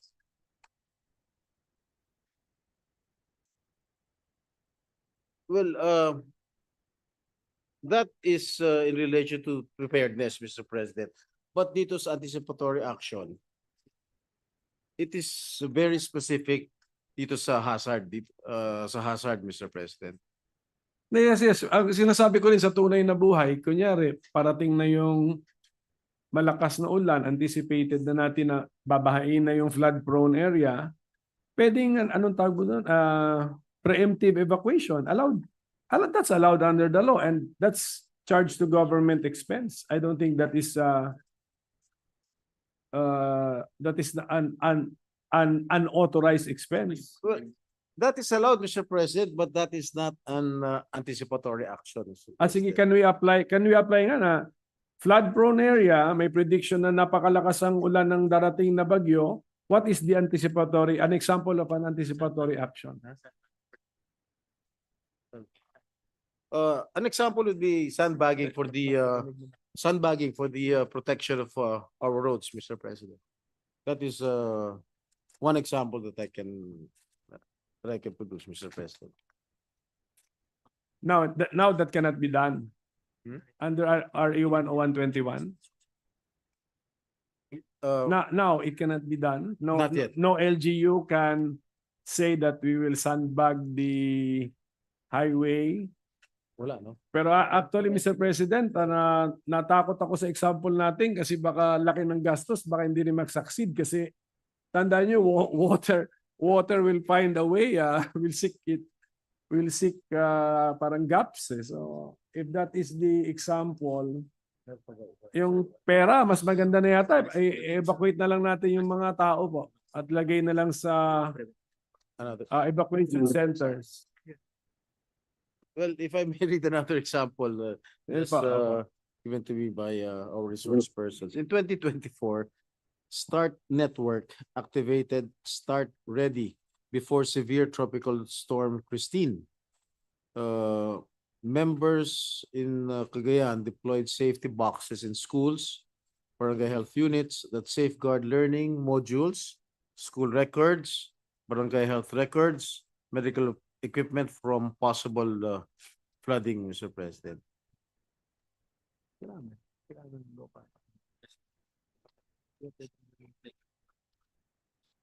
And in certain LGUs, Mr. President, preemptive evacuation is only voluntary and LGUs cannot use their existing funds to provide for the evacuees.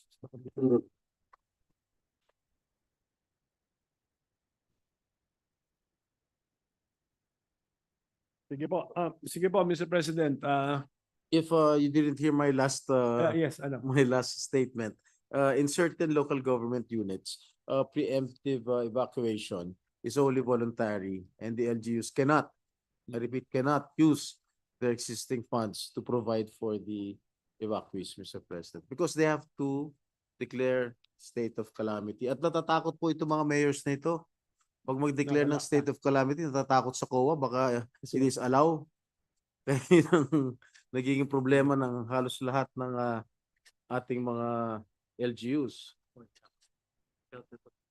Another example, Mr. President, is that through the shelter strengthening support, we were able to save lives, assets, homes from a variety of typhoons since 2018.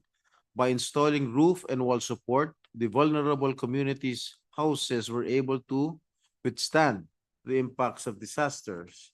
Furthermore, some houses and communities have kept the kits installed or have learned to install the kits, learning the value of improving their houses to more safe and resilient shelters, Mr. President. Another one is the protection of critical livelihood assets, for example, evacuation of fishing boats in safe storage areas before super typhoon Pepito hit Catanduanes province. All 283 boats were all saved, Mr. President.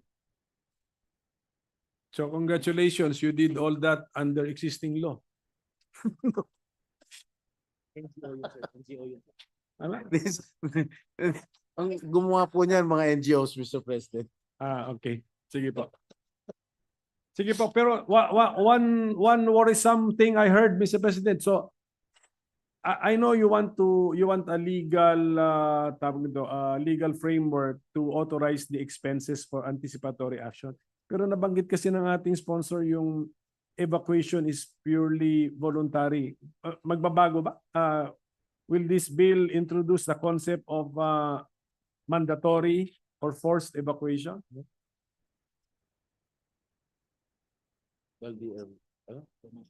The LGUs, Mr. President, will have immediate access, no, to the LDRMM fund, Mr. President.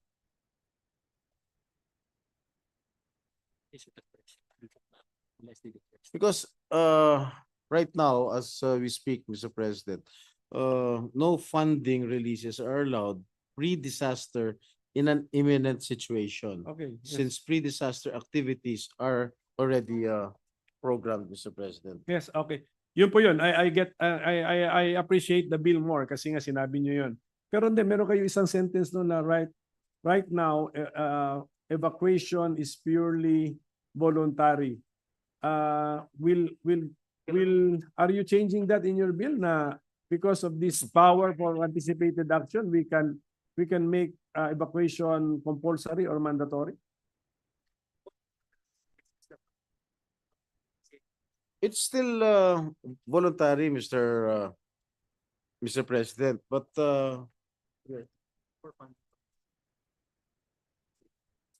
only for funding purposes that our LGUs will be empowered. Yes, we're covering the legal basis for the expenditure. Yun at least yun nabuksan po yung mata ko doon sa one of the benefits of this law. So, last question na lang, Mr. President. We are talking about, sabi ng ating sponsor, there will be no budgetary impact because kukunin dito, whatever expenses for anticipatory action, kukunin sa National Disaster Risk Reduction Funds. Di ba? Especially dun sa 70% down na hindi nagagamit post-disaster. Hindi po ba ang reklamo nga ng mga may binibigyan ng NDRRM funds is ubos ito parati? So, Naubos pa kasi yung kung totoo konti niya. yan, wala tayong pinagkukunan, wala tayong pagkukunan.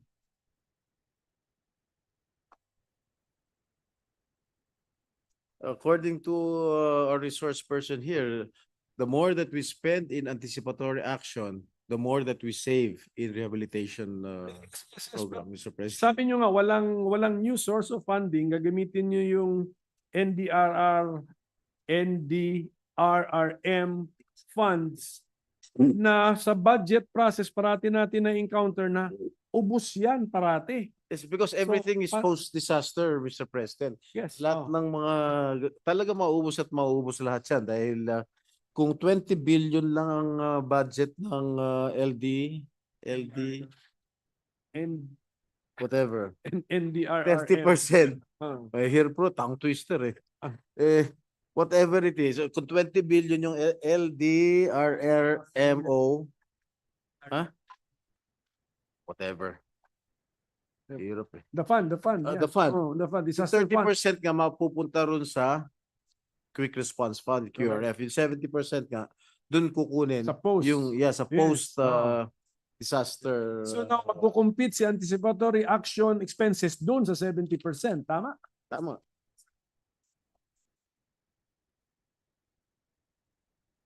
Well, actually, it's not a competition, Mr. President. As I said earlier, if we spend more sa anticipatory action, we save less. Okay. No, I Dun get it. sa So, we save more pala. We save more We save dun sa more. rehabilitation So, program. yes, in effect, pwedeng tabla lang.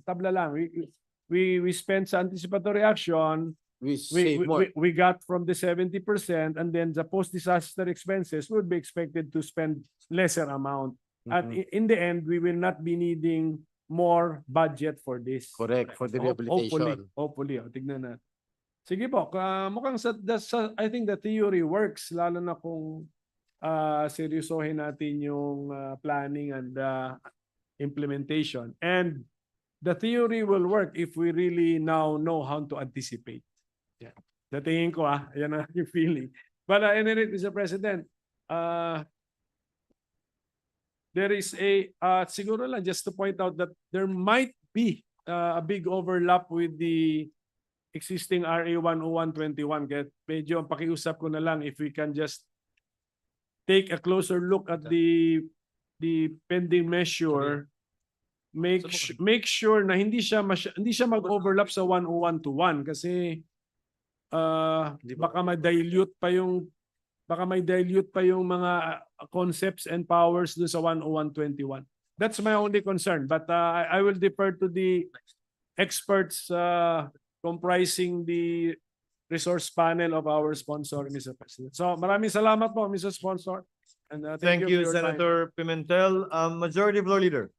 Mr. President, there being no other reservation for interpellation, I move to close the period of interpellation. Any objection? Hearing none, motion is approved.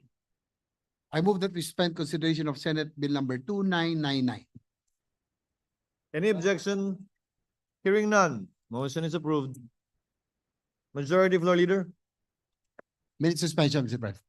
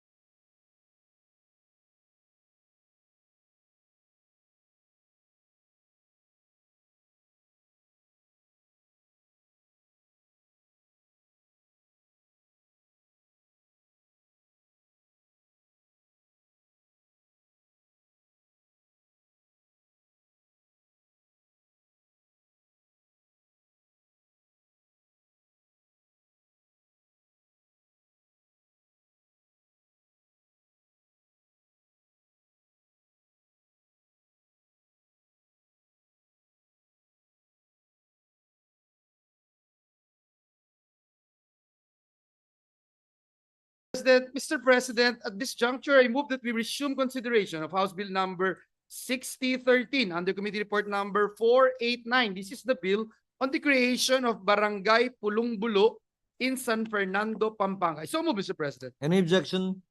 Hearing none, motion is approved. Mr. President, having sponsored the measure, I move to open the period of interpellations and debates and recognize the distinguished sponsor, Senator J.V. Ejercito. So move, Mr. President. Senator JV is recognized. Majority Mr. Leader. President, no other member wishes to interpellate. I move to close the period of interpellation. So, Any objection? Hearing none, motion is approved. Mr. President, I move to open the period of amendments and recognize the distinguished sponsor, Senator J.P. Ejercito. Any objection? Hearing none, period of amendment is now open. Senator JV is recognized to propose amendments to the measure. Yes, Mr. President, for House Bill number 6013, creation of Barangay Pulungbulo, on page 1, section 2, delete the boundaries and technical descriptions stated in lines 5 to 14 and adopt the boundaries and technical descriptions as described in the attached certification dated September 13, 2023, which is duly certified by the Land Management Bureau and be made integral part thereof. I so move, Mr. President. Any objection to the proposed amendment? Hearing none, amendment is approved. And Mr. President, for House Bill number 5555, the creation of Barangay Friendship Village Resources. On page 1, section 2, delete the boundaries and technical descriptions stated in lines 6 to 8.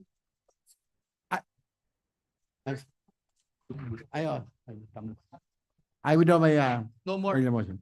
Mr. President, the permission of the body, I move to close the period of amendments. So move, Mr. President. Any objection? Period of amendment is now closed. Mr. President, I move to approve on second reading House Bill number 6013. I so move, Mr. President. Any objection? Hearing none, House Bill number 6013 is approved on second reading. Thank you, Mr. President. We congratulate the distinguished sponsor. I move that we suspend consideration of House Bill number 6030. So move, Mr. President. Any objection? Hearing none, motion is approved. Mr. President, at this juncture, I move that we resume consideration of House Bill number 5555 under Committee Report number 518. This is the bill on the creation of Barangay Friendship Village Resources, Barangay FVR, North Zagaray, Bulacan. So move, Mr. President. Any objection? Hearing none, motion is approved. Mr. President, having sponsored the measure, I move to open the period of interpellations and debate and recognize the distinguished sponsor, Senator J.V. Ejercito. Any objection? Hearing none, Senator JV is recognized. Thank you, Mr. President. No member wishes to interpellate. I move to close the period of interpellations and debate. I so move, Mr. President. Any objection? Hearing none, motion is approved. Thank you, Mr. President. I move to open the period of amendments and recognize the distinguished sponsor, Senator J.V. Ejercito. So move, Mr. President. Any objection? Hearing none, motion is approved. Yes, Mr. President, for House Bill number 5555, on page 1, section 2, delete the boundaries and technical descriptions stated in line 6 to 8 and adopt the boundaries and technical descriptions as described in the certification dated November 15, 2024, which is duly certified by the Land Management Bureau and be made integral part thereof. I so move, Mr. President. Any objection to the proposed amendment? Hearing none, amendment is approved. No more amendments, Mr. With that, President. Mr. President, the permission of the body, I move to close the period of amendments. So Any move, Mr. President. objection? Hearing none, motion is approved. President, this juncture, I move to approve on second reading House Bill number 5555. So move, Mr. President. Any objection? Hearing none, House Bill number 5555 is approved on second reading. Thank you, Mr. President. We congratulate the distinguished sponsor. I move that we suspend consideration of House Bill number 5555. So move, Mr. President. Any objection? Hearing none, motion is approved. May I put into the records, Mr. President, the intention of this representation to become a co-sponsor of the two measures, especially the measure creating Barangay Friendship Village in our home province, North Zagaray, Bulacan. Thank you, Mr. President. Duly noted and entered into the records. Mr. President, at this juncture and with the consent of the body, I move that we transfer from the calendar for ordinary business to the calendar for special orders. Committee Report number 581 on House Bill number 10535. This is the bill on the amendments to the National Internal Revenue Code in relation to the denatured alcohol. So move, Mr. President. Any objection? Hearing none, motion is approved. Mr. President, I move to consider House Bill number 10535 and ask the Secretary General to read the title of the measure. So moved. Secretary is directed to comply. An act amending sections 134 and 168 of Republic Act number 8424, otherwise known as the National Internal Revenue Code of 1997 as amended. Mr. President, to sponsor the measure, I move that we recognize the distinguished gentleman from Valenzuela, Senator Sherwin Gatchalian, the committee chairperson of Ways and Means, to deliver the sponsorship speech. Senator Gatchalian is recognized to deliver his sponsorship remarks on the measure. Thank You you. may proceed, sir. Thank you, Mr. President. Thank you, Majority Leader. Mr. President, esteemed colleagues, a pleasant day to you all. We can all recall the first weeks of the COVID-19 lockdown. Grocery aisles emptied of alcohol almost every night. Families kept bottles at every doorway. Hospitals begged suppliers for more. And while the crisis has passed, one important shift has remained: the growing demand for industrial alcohol, both from local and foreign sources. But before we talk about numbers and policy, it's important to understand what kind of alcohol we are dealing with in this proposed measure: denatured alcohol. This is the ethyl alcohol that has been intentionally mixed with other substances known as denaturant to make it undrinkable. Sa madaling salita, ang denatured alcohol ay alcohol na hinaluan ng chemical para hindi na ito pwedeng inumin. Ginagawa ito upang magamit ang alcohol sa mga produktong gaya ng rubbing alcohol, sanitizers, perfumes, at iba pa. Now, let's look at how the demand has changed. According to the Bureau of Customs, imports of denatured ethyl alcohol declined marginally during the pandemic and then grew fast from 2021 to 2024. Imports grew by an average of 18% every year. In 2024 alone, we brought in a record of 395 million liters. Local supply followed a similar trend. In 2020, the Bureau of Internal Revenue saw a surge in the use of locally produced ethyl alcohol for denaturing, totaling of 63.8 million liters during the period. Even after demand slowed in the next few years, 2024 showed signs of recovery, with local denatured alcohol production growing by 12.5%, or equivalent of 34.7 million liters.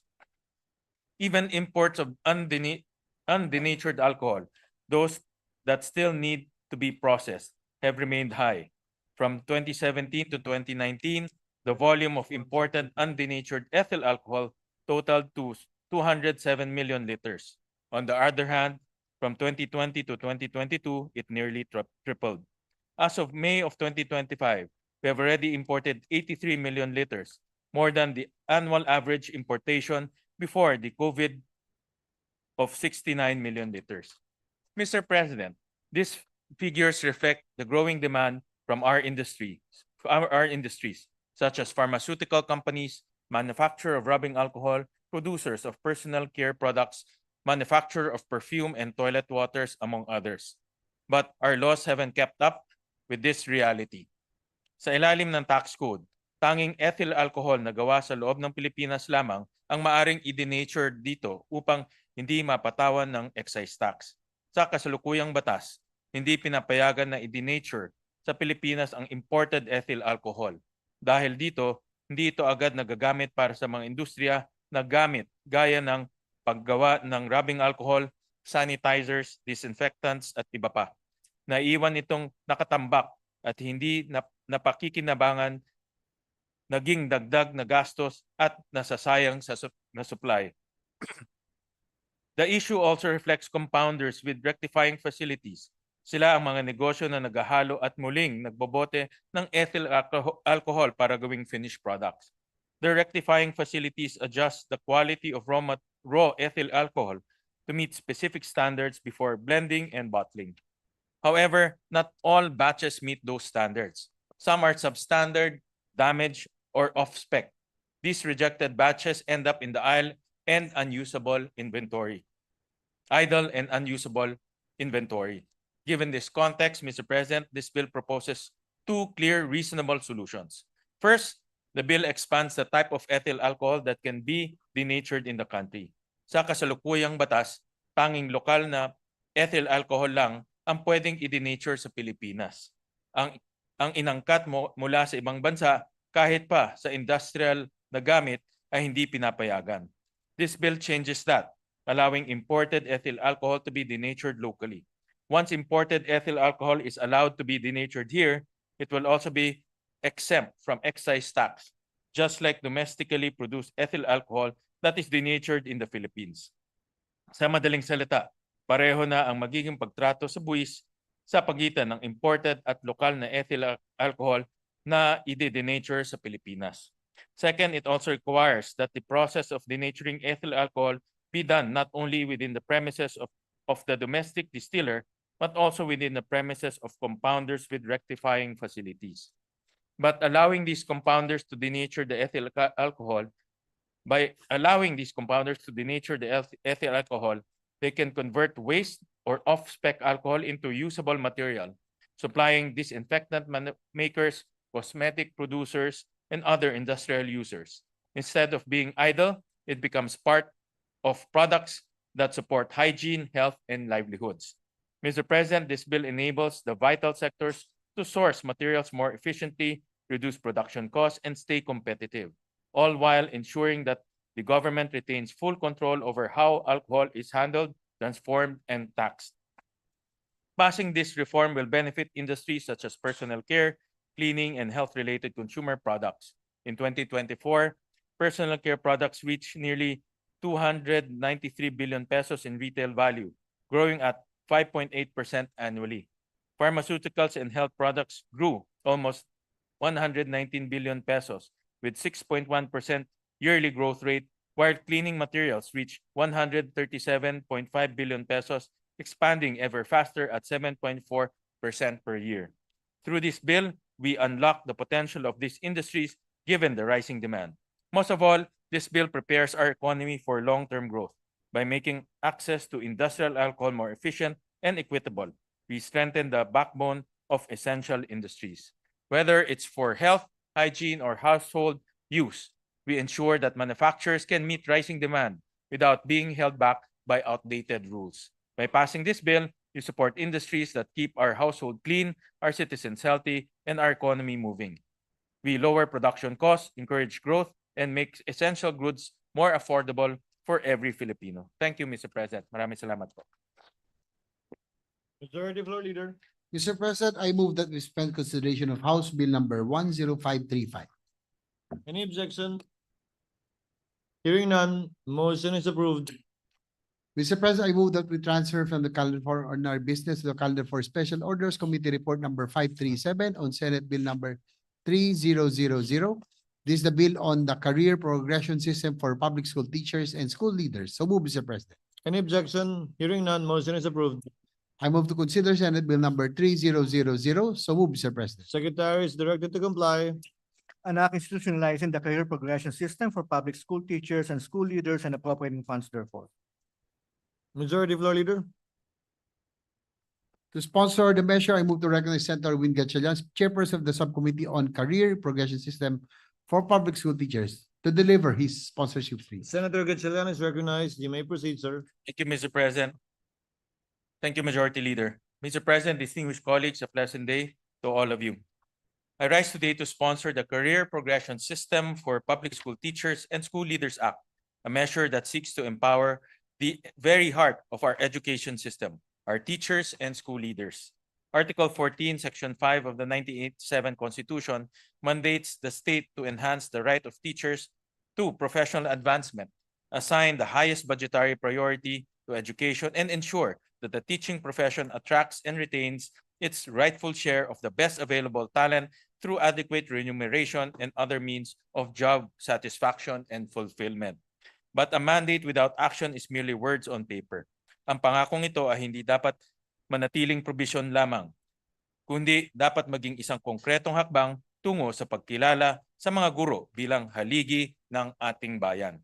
One such effort was Executive Order 500, Series of 1978, on establishing a new system of career progression for public school teachers. It emphasized the importance of classroom teaching and reduced the shifting of qualified and dedicated classroom teachers to administrative responsibility for them to have the benefit of higher compensation. Ito ang naging susi para sa maraming Pilipino ang tumulak sa landas ng pagtuturo sa mga pampublikong paaralan. But that was almost half a century ago. And while our education system has evolved, the framework supporting our teachers has not kept pace. In just the past decade, from school year 2012 to 2013 to 2022-2023, the number of public school teachers has surged by 61%, primarily driven by the additional 2 years in the senior high school program. But this growth has also exposed the limitations of EO 500. Data from the Department of Education reveals that 92% of public school teachers remain stuck in the ranks of Teacher 1 to Teacher 3. Among them, only 6% ever make it to Master Teacher 1. Even among Master Teachers, career progression remains dismal. Only 1% have climbed to Master Teacher 3 or 4 positions. Recognizing these gaps, in 2022, Executive Order 174 was signed, establishing the expanded career progression system for public school teachers. This created new positions, Teacher 4, Teacher 5, Teacher 6, Teacher 7, as well as Master Teacher 5, to provide continuity and expansion of career stages for public school teachers. Now it is time to institutionalize and further expand this initiative. Our teachers and school leaders wait years, even decades, for a promotion that may never come. They miss out on opportunities for professional growth and financial stability, not because they lack dedication or skill, but because the system itself is broken. It is time we change that. Under the proposed measure, we seek to institutionalize the career progression system for public school teachers and school leaders, aiming to promote professional development and career advancement among public school teachers and school leaders. It will provide a well-defined career progression line for teachers and school leaders within the public school system in both elementary and secondary levels, ensuring that professional development and advancement are part of the system. This bill will also expand the prospects of our career path for public school teachers and school leaders in teaching, school administration, or supervision. The positions of Teacher 1 and Master Teacher 3 shall form the basis of the expanded career progression system. The proposed measure ensures that promotions within the base positions will not be non-hierarchical and will be non-hierarchical and shall be based on the principles of merit, fitness, and competence based on the qualifications and the professional standards. Additionally, in recognition of prior learning and experience in the teaching profession, entry to any position within the base of the expanded career progression system will be allowed, provided that they meet the qualification standards provided by the Civil Service Commission and achieve the indicators of the career stages of the professional standards as affirmed by the Teacher Education Council.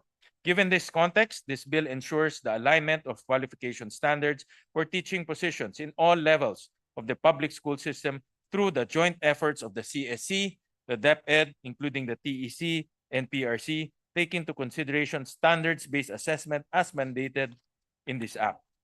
To further expand advancement opportunities, the Department of Budget and Management will create new teaching position titles: Teacher 4, Teacher 5, Teacher 6, Teacher 7, Master Teacher 5, Master Teacher 6, School Principal 5, Education Supervisor 3, Education Supervisor 4, and Education Supervisor 5, and include the same in the Index of Occupational Services, Occupational Groups, Classes, and Salary Grades.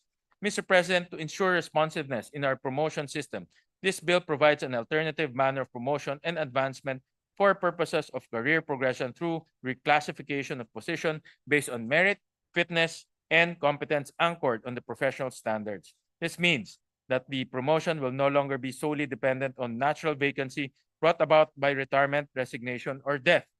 The DepEd shall formulate clear guidelines on assessing teachers and school leaders seeking promotion. The assessment process criteria and point system, as well as standard-based assessment for each teacher and school leader, shall be made available to the public to foster equal opportunity, transparency, and accountability. We also recognize the concerns of our incumbent head teachers, which is why the bill provides clear options for them to move forward. This bill provides options for incumbent head teachers to either retain their position titles under the current career progression line, or otherwise apply for reclassification or retitling of their current position under the expanded career progression. The bill gives them a considerable period of 3 years from its effectivity to make this decision. Furthermore, this proposed measure equates teaching positions with school administration and supervisory roles to eliminate long-standing financial disparity between those choose to stay in the classroom and those who move into school leadership position. The positions in the teaching career line and school administration line and supervision career line shall be equivalent in all salaries, benefits, and other privileges. Under this measure, Master Teacher 2 will now have the same salaries, benefits, and privileges as School Principal 1 and Education Supervisor 1. A Master Teacher 3 will be equal to School Principal 2 and Education Supervisor 2. A Master Teacher 4 to Principal 3 and Education Supervisor 3. A Master Teacher 5 to School Principal 4 and Education Supervisor 4. And a Master Teacher 6 to School Principal 6 and Education Supervisor 5. This proposed measure also guarantees that no incumbent teacher or school leader will suffer a demotion in rank or diminution in salary, benefits, and other privileges upon its implementation. Finally, this bill does not leave any teacher and school leader behind if they fail to pass standard-based assessment for 2 successive assessments. The NAIAP will develop for them a free support program to help improve their skills and qualifications. DepEd will also ensure that all professional development programs on teacher education are responsive to the needs of teachers and school leaders to be effective in teaching or moving into school leadership. Before I end, allow me to thank the co-authors of this bill, Senate President Pro Tempore Senator Jingo Estrada, Senator Lauren Legarda, Senator Grace Poe, Senator Bong Revilla for their contributions in drafting this significant legislation. As a chairperson of the subcommittee on the Career Progression System for Public School Teachers under the Committee on Civil Service, Government Reorganization, and Professional Regulation, express my gratitude to the stakeholders and the public and private stakeholders for their active and indispensable participation following a public hearing and 4 technical working group meetings. Mr. President, distinguished colleagues, for decades, our teachers and school leaders have been made to waiting for promotions that rarely come, waiting for salaries that never match their sacrifices, waiting for a system that recognizes their worth. With this measure, we are delivering long overdue justice to our public school teachers and school leaders. Sa pamamagitan ng mga hakbang na ito, maipapadama natin sa kanila ang tunay na pagkilala at pagpapahalaga na matagal na nilang hinihintay. This is our commitment. This is our promise. Thank you, Mr. President, distinguished colleagues. Maraming salamat po. Thank you, Senator Gatchalian. Noted and entered into the records. What is the pleasure of the Honorable Villanueva? Thank you, Mr. President. May I be allowed to co-sponsor the measure, Mr. President? The gentleman may proceed. Thank you very much, Mr. President, distinguished colleagues. Magandang hapon po sa atin lahat. As one of the commissioners of EDCOM 2, I'm honored to co-sponsor Senate Bill number 3000, or the Career Progression System for Public School Teachers and School Leaders Act. I'd like to also express our gratitude to our fellow commissioner, chairperson of EDCOM 2, Senator Sherwin Gatchalian, for graciously allowing us to co-sponsor this very timely and crucial measure. The findings, Mr. President, of the Second Congressional Commission on Education, or EDCOM 2, as reflected in our Year 2 report, show that teacher promotions in the Philippines move at an alarmingly slow pace. On average, it takes 15 years for a teacher to move from teacher 1 to teacher 3, highlighting the lack of accessible and timely opportunities for career advancement among our teaching personnel. This measure seeks to reverse that trend, and by establishing a clear, merit-based career progression system, this bill will open up pathways for growth not only in the teaching career line, but also in school administration and supervision. It will empower our educators to aspire, improve, and lead. At the heart of this bill is the goal to improve learning outcomes. Unfortunately, the data continues to show how far we still need to go. According to the Functional Literacy Education and Mass Media Survey, or FLEMS, around 18 million Filipinos who completed basic education are still functionally illiterate. Mr. President, this bill is deeply personal to this representation, not just because my role in EDCOM 2 as a commissioner, but because both my parents were teachers. I have seen firsthand the sacrifices that teachers make, and I understand how critical it is to reward and nurture their growth. Education is the cornerstone of national development, and our public school teachers are on the front lines of shaping the minds of future generations. More than ever, we need empowered, motivated, and well-supported educators. This bill is a step in that direction. Kaya naman po, Ginoong Pangulo, buong puso ko pong isinusulong at sinusuportahan ang panukalang batas na ito. Sana po at dalangin ko ay samahan tayo ng ating mga kasamahan dito sa bulwagang ito para suportahan ang ating adhikain para po sa isang makatarungan at makabuluhang sistema para sa ating mga minamahal na mga guro. Maraming salamat at pagpalain po tayong lahat ng ating Panginoong Diyos. Noted and entered into the records. Majority Floor Leader. Mr. President, Senators Revilla and our Senate President Pro Tempore Jingo Estrada would like to insert their co-sponsor speeches on the record. Noted and entered into the records. Majority Leader. I move that we suspend consideration of Senate Bill number 3000. Any objection? Hearing none. Motion is approved. Mr. President, I move that we transfer from the calendar for ordinary business to calendar for special orders, House Bill number 10405, 10622, 931, House Bill number 9314, and House Bill number 9642. These are the bills on state colleges and universities. So move, Mr. President. Any objection to the omnibus motion of the Majority Leader? Hearing none. Motion is approved. I move that we consider the aforementioned House bill. So move, Mr. President. Secretary is directed to comply. House number 10405, Dinagat Island State College. House number 10622, Sarangani State College. House number 9314, Baao State College, Camarines Sur. House number 9642, Aurora State University of Science and Technology. Majority Leader. To sponsor the measures, I move to recognize Senator Alan Peter Cayetano, Chairperson of the Committee on Higher Technical and Vocational Education, to deliver an omnibus sponsorship speech. Senator Cayetano is recognized to so deliver his omnibus sponsorship speech on the measures. You may proceed, sir. Good evening, Mr. President, Mr. Minority Leader, Mr. Majority Leader, dear colleagues. Mr. President, many of these bills were taken up during the time of the Senate President as the chairman of the committee. And may I ask that we also include the explanatory note as the sponsorship of the individual bills and committee reports. But may I just mention that when we talk about the Aurora State University of Science and Technology, when we talk about the Rinconada State College Charter, the Sarangani State College, and Dinagat Island State College, it was a surprise for me that there are provinces like Sarangani that still do not have a state university. And as we know, the scholarship program now of government is quite limited to the state universities. We also know, Mr. President, for those of us who are graduates of state university, and I think marami sa atin dito from UP, yung experience of going to this type of university is as important as the academic standards is as important as the climate or the environment of going to the school.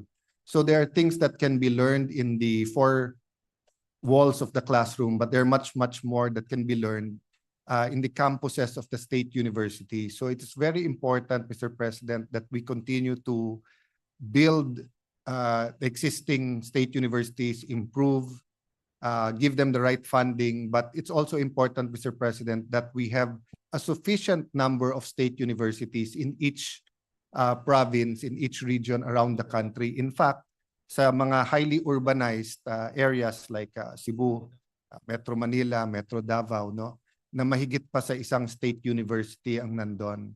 So this committee, together with all of our colleagues, hindi ko na po babanggitin isa-isa lahat po ng mga authors, but let me just ask that the record reflect lahat ng sumuporta dito, lahat na nag-file ng bill. Of course, our colleagues in the House of Representatives. So ang akin lang pong hihingin sa pag-honor sa kanila ay masundan to ng sapat na pondo or the right funding, Mr. President. And lastly, na yes, a journey of 1,000 miles begins with the first step. And if the first step is establishing these state universities or in the cases of conversions na lalong pagandahin, but the major step really, Mr. President, is providing the right resources, especially the funding for these state universities to really prosper. The last point I'd like to make is that during the pandemic, doon natin nakita kung gaano ka-importante ang isang state university. And if you look, for example, at Silicon Valley, Mr. President, it's really the synergy between the private sector, the government, and educational institutes that promote the creativity and innovation we need. So I'm hopeful, Mr. President, na hindi lang po pag-create, pag-build, pag-improve ng state universities, pero sabayan din po natin to ng national government, ng local government, ng private sector, that yung kapaligiran, yung immediate neighbors ng state universities ay mapaganda din, and of course the synergy between the three. So I'll stop there, Mr. President. Total po, on the record naman po ang mga dahilan kung bakit importante itong apat na bill na to. Mr. President, actually, by the time we adjourned, hindi lang naman po impeachment ang pinadala po ng House of Representatives. Napakarami din pong iba pang local bills. So this committee will still try to have one hearing next week.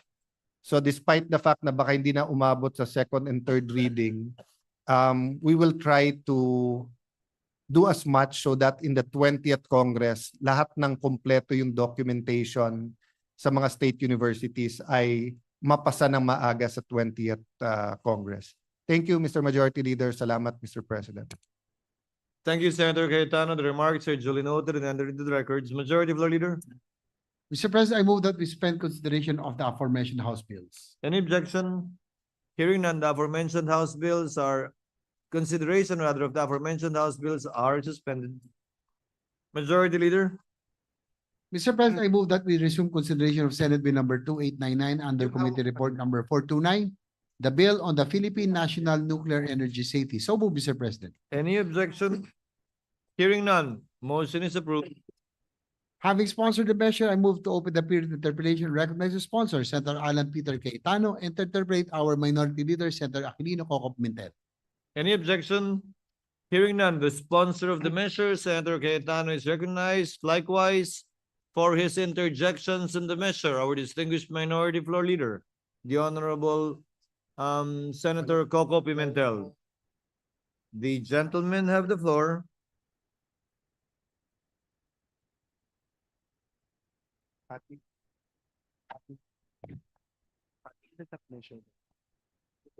Thank you, Mr. President.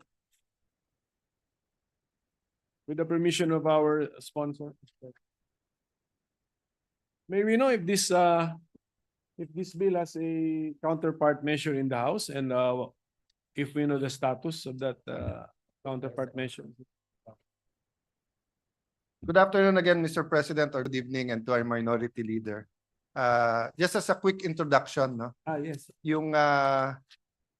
I think we are one of the few countries where the promotion and regulation of nuclear or atomic energy is still in one agency. And to answer your question directly, yes, there is a bill.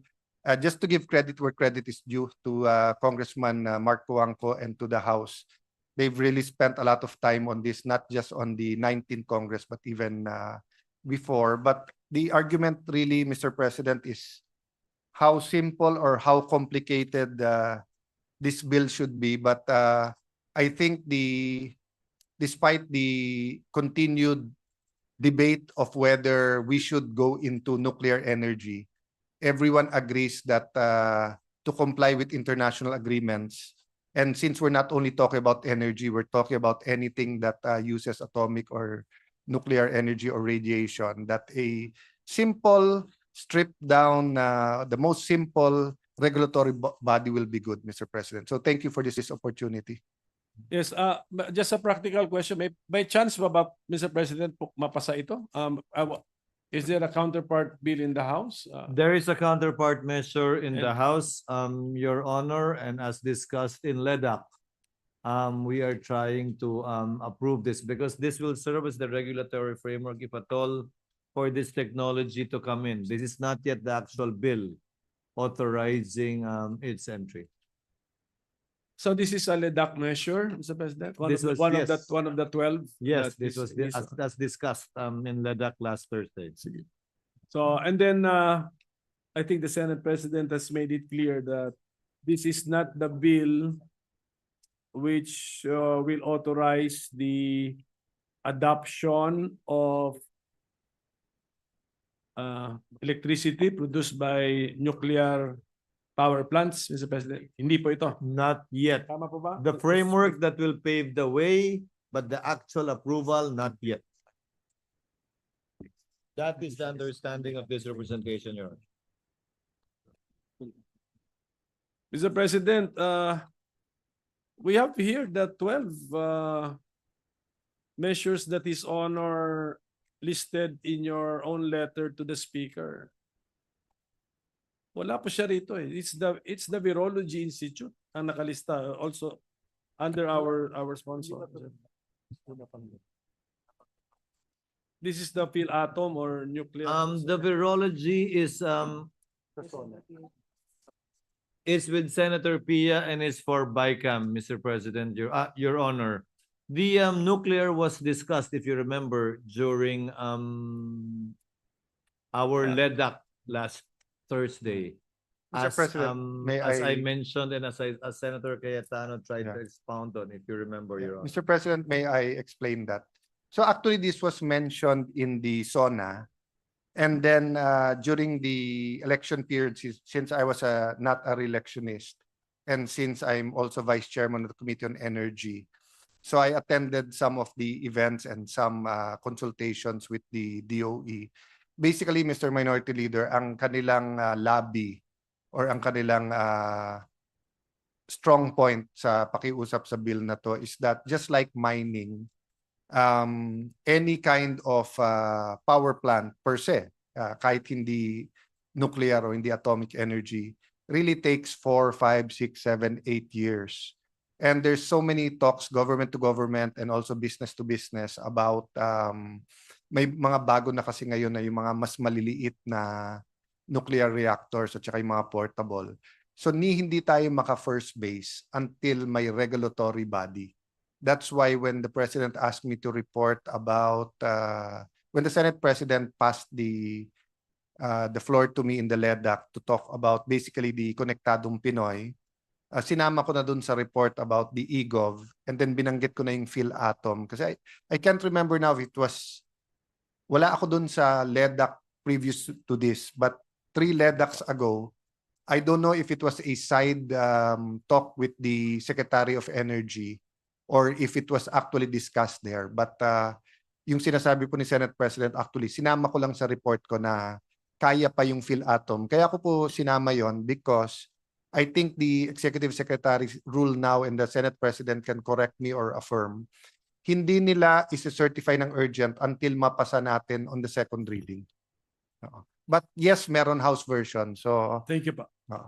So thank you, Mr. President. So siguro we are going to establish an independent regulatory body and we are going to name it the Philippine Atomic Energy Regulatory Authority. Tama po ba, Mr. President? Tama po. That this will all be done under our bill, Mr. President. Sorry. PhilAtom is the independent regulatory body. yes, Mr. President. Okay. So the closest there is already an existing agency with the related jurisdiction or subject matter, which is the Philippine Nuclear Research Institute. So can we just differentiate, Mr. President, ano pong kaibahan? Yes. Yung pinaka-simple po na sagot, Mr. President, sa ngayon, they are both the regulatory, research at promotion. Pero sa international agreements at saka sa industry practice ngayon, kailangan ihiwalay yan. Which, ano po yung ipaghiwalayin? Which one? Yung promotion at saka yung regulatory. So we are creating PhilAtom to be regulatory and yes. PNRI Will continue to be the promotion and will do some research. So actually yung mga assets at mga personnel nila that has to do with regulatory, itra-transfer lang.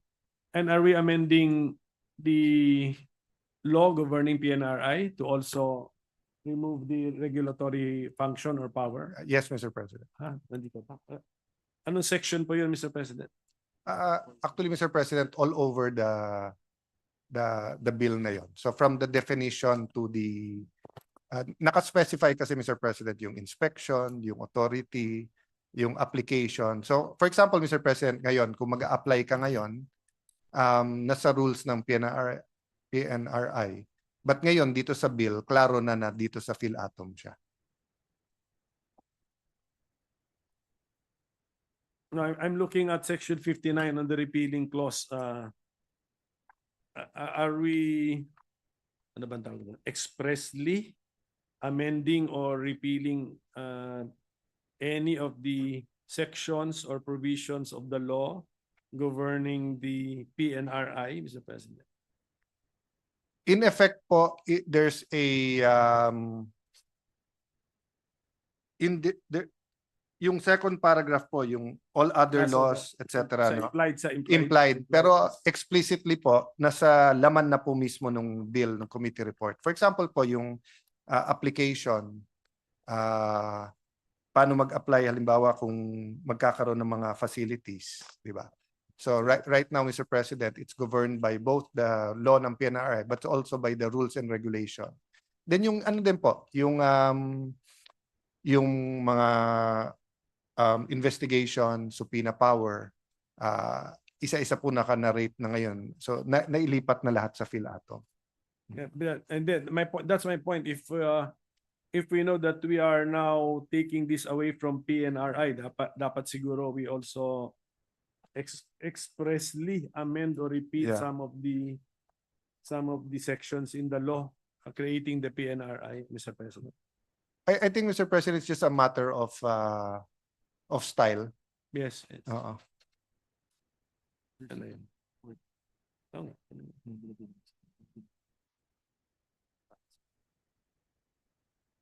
Thank you.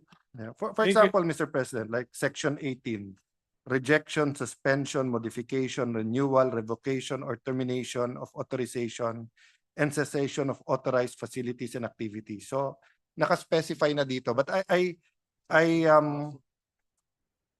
understand what you're saying, Mr. President, but since it's the whole machinery of regulation that was moved, so I guess that's why yung naging style ng bill from the House to the Senate was instead of every section of the new law saying that this section is repealed, it's really taking out the whole machinery of regulation from the PNR.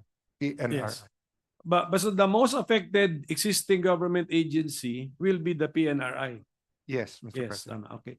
So the PNRI is the PNRI one of the 27 or 20 plus agencies attached to the DOST? Si PNRI po. Yes, Mr. President. Ganito rin ba si PhilAtom? It will be one of the 20 plus agencies attached to the... No, Mr. President. So magiging sa Office of the President na po ito, then may level of independence siya. And this is to align it with the industry or the regulatory standards worldwide, Mr. President. So thank you for that information, Mr. President. How about our international obligations under treaties we have entered into? Is any treaty affected, Mr. President? It's actually in compliance, Mr. President. And meron po tayo kasing IAEA, yung International Atomic Energy Agency. So basically, the law complies, is basically implementing lahat ng ating mga international agreements at saka yung standards by creating the PhilAtom. So meaning, Mr. President, kung hindi natin i-create, we're in violation. mas hindi pa tayo compliant. Oo. Sige pa. So basta Mr. President, importante siguro klaruhin, this is not really approving the adoption of nuclear power in the Philippines, because the use of nuclear energy or atomic energy goes beyond generation of electricity, di ba? Meron pong Yes. other uses po. Actually, Mr. President, that was also my first reaction. And of course, my question, bakit sa Committee on Science and Technology rather than sa Committee on Energy? But I think very clear po ito sa objectives. So, although yung sa page 2 po, sa Declaration of Policy, harness the peaceful, safe, and secure use of atomic energy to provide benefits to the Philippines in the field of energy production, health, medicine, scientific research, agriculture, industry, education, and others. Use nuclear energy only for peaceful purposes, etc. Then, when you go to the objectives, yung legal framework, protection, establishment. So, for example, Mr. President, no, yung until now, FDA pa rin po yung mga equipment that uses radiation or atomic ionizing radiation, Mr. President. Yes. But sa ibang bansa, it's the atomic, it's like yung counterpart na nung PhilAtom ang nag-a-approve. This will also help the FDA kasi pag na-remove yon, so lahat ng hospital equipment sa halimbawa na to, they'll have more time for yung medicines and food. So dito na rin po yung approval niyan. MRI? Yeah. X-ray, Yes, sige. MRI, etc. And they will have the expertise to regulate this equipment. Sige po. And then actually, yung I think dengue, yung ano ba, dengue can even be controlled through the use of atomic energy or radiation, Mr. President. Parang ganun. Andiyan Tama, ba si Mr. Dr. President. Rosilla? Pati po yung mga processes such as food sterilization, agriculture, and research. Marami po talagang Sa application. yung application, so this is the body to regulate the Yes. application of. But why did we use atomic energy as the term? What's the difference between atomic energy and nuclear energy? Atomic po kasi is the more generic and it includes X-rays. Nuclear doesn't include X-rays. We learned, But we learned something new so I was today, Mr. tempted President. to have abbreviations, but every time I go through the bill, Mr. President, talagang technical eh. So yung definitions na nandito sa law, if you ask me, I'd rather read the whole definition. But the short answer from the good director is yung atomic is more inclusive, generic, broader definition. ng classic. More flexible, siguro, word. So, with that, Mr. President, I think I'm already satisfied that this is a regulatory body that we are creating, Mr. President, to prepare for Just to put on the record, Mr. developments. President, I think kaya po nagkaroon din ng delay because of the different points of view na mga pwedeng ipasok to prepare us for nuclear energy. But, we do not want to make that decision in the regulatory body. So, there are still maybe one or two provisions that, in the individual amendments that we can discuss. But for the record, as the sponsor of this bill, what I'm pushing for is yung regulatory body. Pero yung policy decisions, should be with the executive in consultation with us with other relevant laws. Just to get the position of our sponsor. Before the Philippines can adopt nuclear power, does the sponsor believe that we need that policy to be expressed in a law? Yes, Mr. President. Well, not the policy of doing that, but you need the regulatory body. Kasi hindi tayo Yes, bebentahan regulatory body, but ng facilities at equipment So, kung wala yung independent regulatory body. so nuclear power plants can be built on the basis of approval from this regulatory body. First, the approval of the cabinet, NEDA, DOST, that it's safe, etc. So ang gagawin lang nung the regulatory body, parang SEC po, they'll provide the rules, but we will be the one to say. For example, if we say no corporation that has networking of this type, hindi approve ng SEC. Kaya nga, so the position of the sponsor is, although beyond the bill na to, Yes. just to get the insights from our very experienced sponsor, we do not need a specific law authorizing the adoption of nuclear power in the Philippines before a nuclear power plant can be set up. We do not need a law. We do not need a law, but we will not be able to without a regulatory body. Correct. So yes. because I was in that Congress that passed the Clean Air Act, and there we banned incinerators. But hindsight, I agree, we should not ban technology kasi nag-iiba yung technology eh. So for example, in the next 2 years, if we decide masyadong risky ang nuclear or masyadong expensive or it's not pro-environment, but in 2.5 years, there's new technology, we don't keep amending the law. We just keep updating the standards of the regulatory body in compliance with international standards. Then it's for them to decide. Diba? So we don't ban, for example, paracetamol per se. We give the FDA the authority to test, etc. Then they do the research and the studies, then tell us. But of course, in the end, it will be a political decision from the executive and from Congress because we cannot do that without the right funding. Kasi sa nuclear, Mr. President, may may safety din eh. Yeah. Unlike yung present ngayon na mga available sa atin, whether renewables or coal, gas, etc., na it's private sector led. I think yung nuclear will be a whole of government approach. The community has to approve it. So I mean, if they put it up in your hometown, my hometown, there's going to be some reaction. So it's not like the present crop of available technology. Having said that nga, may lumalabas na mga modular ngayon. So may mga bago talaga sa technology. So thank you, Mr. Sponsor, for your insights. I terminate my interpellation, Mr. President. Thank you. Thank you. Mr. President, next to interpolate is our Deputy Minority Leader, Senator Rizal Tiveros. I move that she be recognized. We recognize Senator Rizal Tiveros. Salamat po, Mr. President, at magandang gabi po to the good sponsor. Good evening, and thank you very much, Madam Chair, for your support and questions in advance. That will help firm up the bill.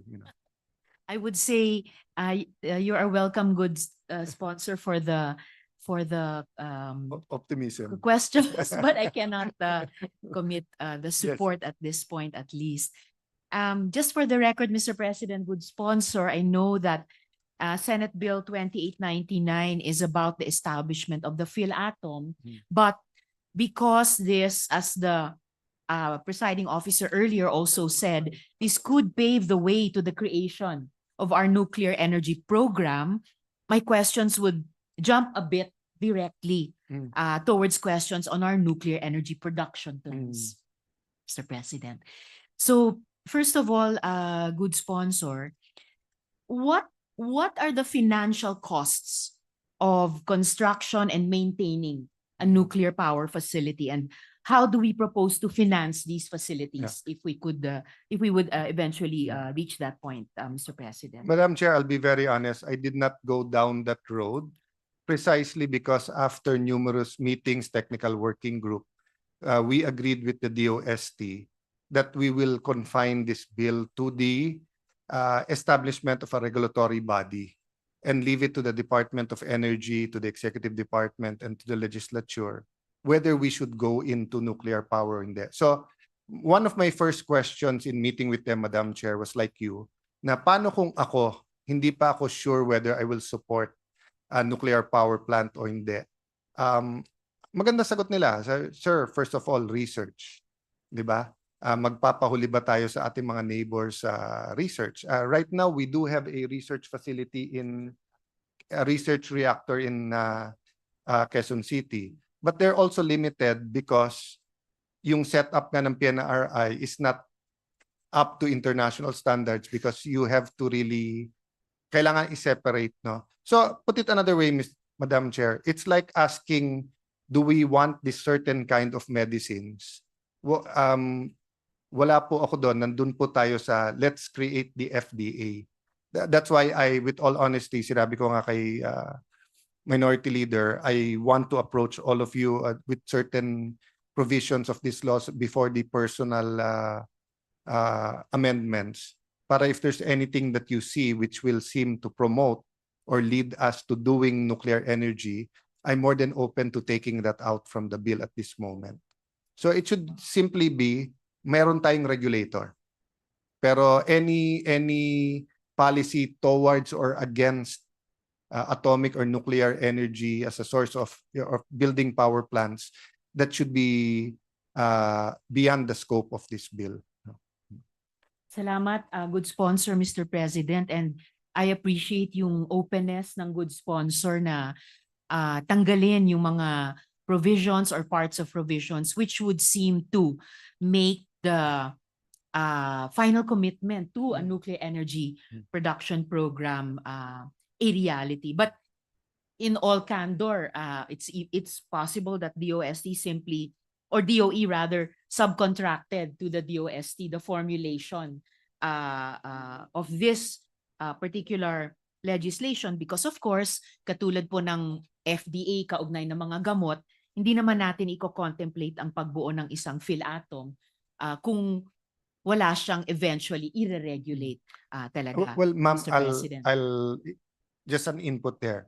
That's where Congressman Cuangco and the PNR corrected me. Because nga po, aside from the use of atomic energy for power, as a power source sa atin or for the power mix, energy mix, maraming iba talaga. So sa health, sa science, so nuclear. So even if we put in this bill na until further notice or we ban nuclear energy, it's still a good bill for the regulatory framework for the use of atomic energy. I'll leave this question at that for now, good Yeah. sponsor.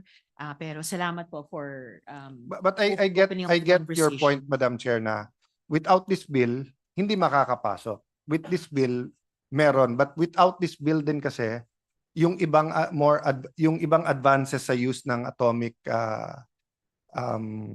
yung technology, madidelay din ng ating bansa, including medical, agricultural, and other aspects. No? Salamat, good sponsor. Of course, one of my later questions will be about alternatives, even to those advances in such fields.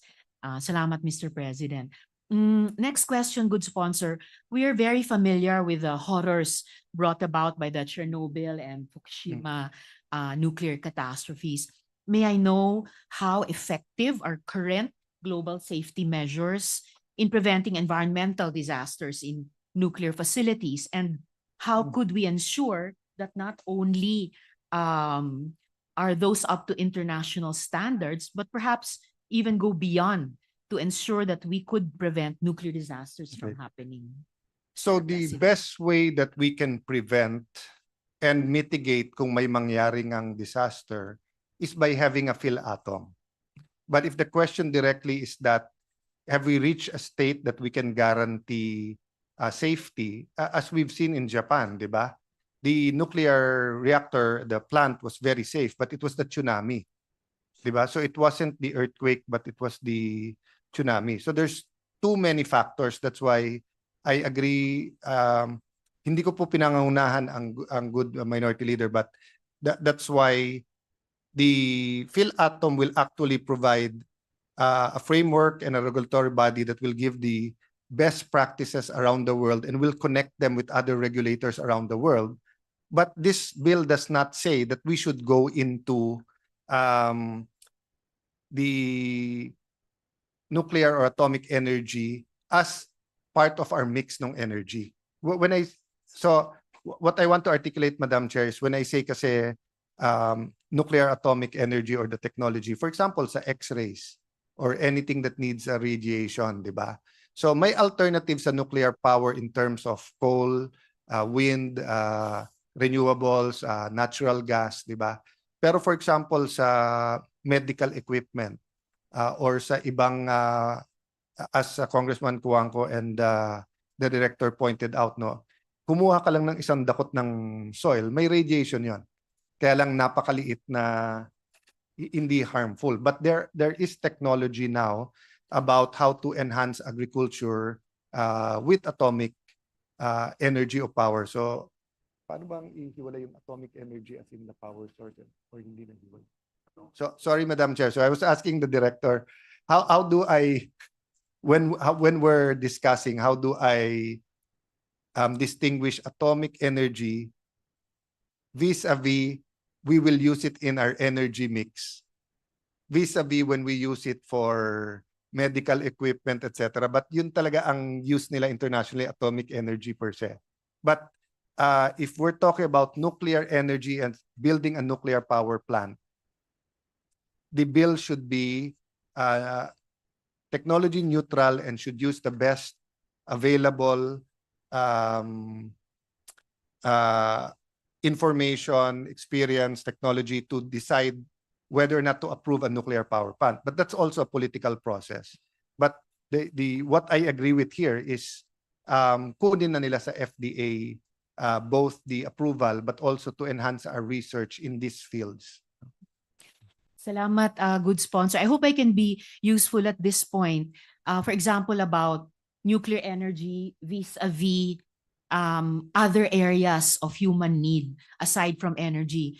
A quick research showed me that X-rays and nuclear energy are related, but X-rays are not a product of nuclear energy. X-rays are a form of electromagnetic radiation that can be produced in various ways, including through interactions between electrons and the nucleus of an atom. While X-rays can be generated in the vicinity of nuclear reactions, they are not a direct result of nuclear processes themselves. So speaking of, as the good sponsor was earlier, speaking of alternatives, it would seem, subject to further research, there are alternative sources of X-ray, especially for medical uses, separate from nuclear energy.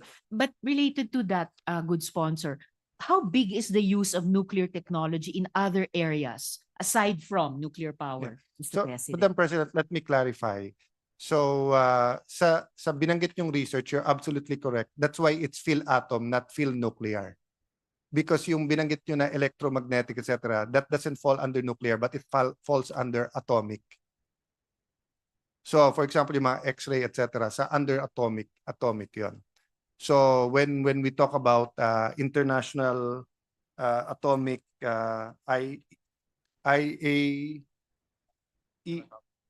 energy agency, so medyo tali tayo sa worldwide framework nung pagre-regulate ng atomic. So, nuclear is just a category doon sa atomic. And Mr. President, even in this subcategory, so bukod po sa nuclear power, gaano kalaki po yung paggamit ng nuclear technology in other areas bukod sa power? So sa cancer. So to clarify, sa atomic energy, it's all over. No, it's health, it's pagkain, sa food, sa agriculture, food preservation, medicine. So sterilization, yung nuclear. Yeah. So PET, yung mga PET scan, CT scan for cancer, dun pumapasok yung nuclear.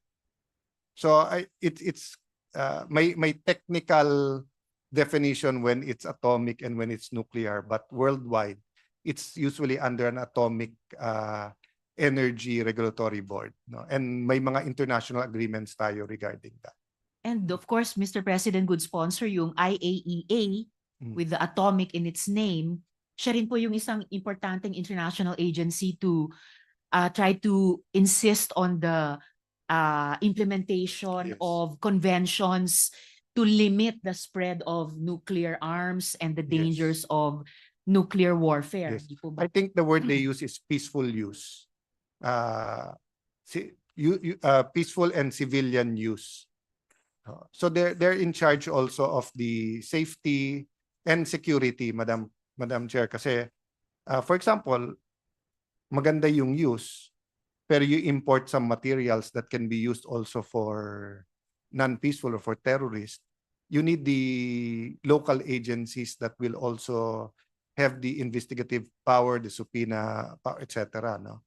So like right now, for example, kung may nagsuspect na nag-smuggle, sinabi niya ganito pero pwedeng gamitin for terrorism, kailangan natin ng agency na may expertise din na tutulong sa PNP, NBI, Customs, etc.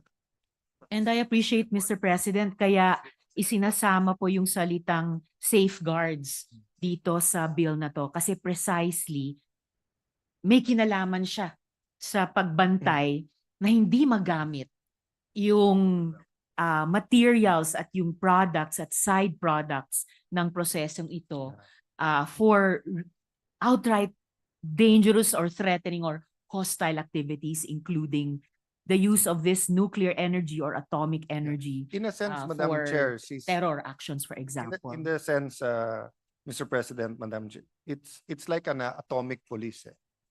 Di ba? Pinopolice talaga niya. Hindi lang yung sinong pwedeng gumamit, saan pwedeng gamitin, but mas malaking trabaho nga niya kung ano yung bawal.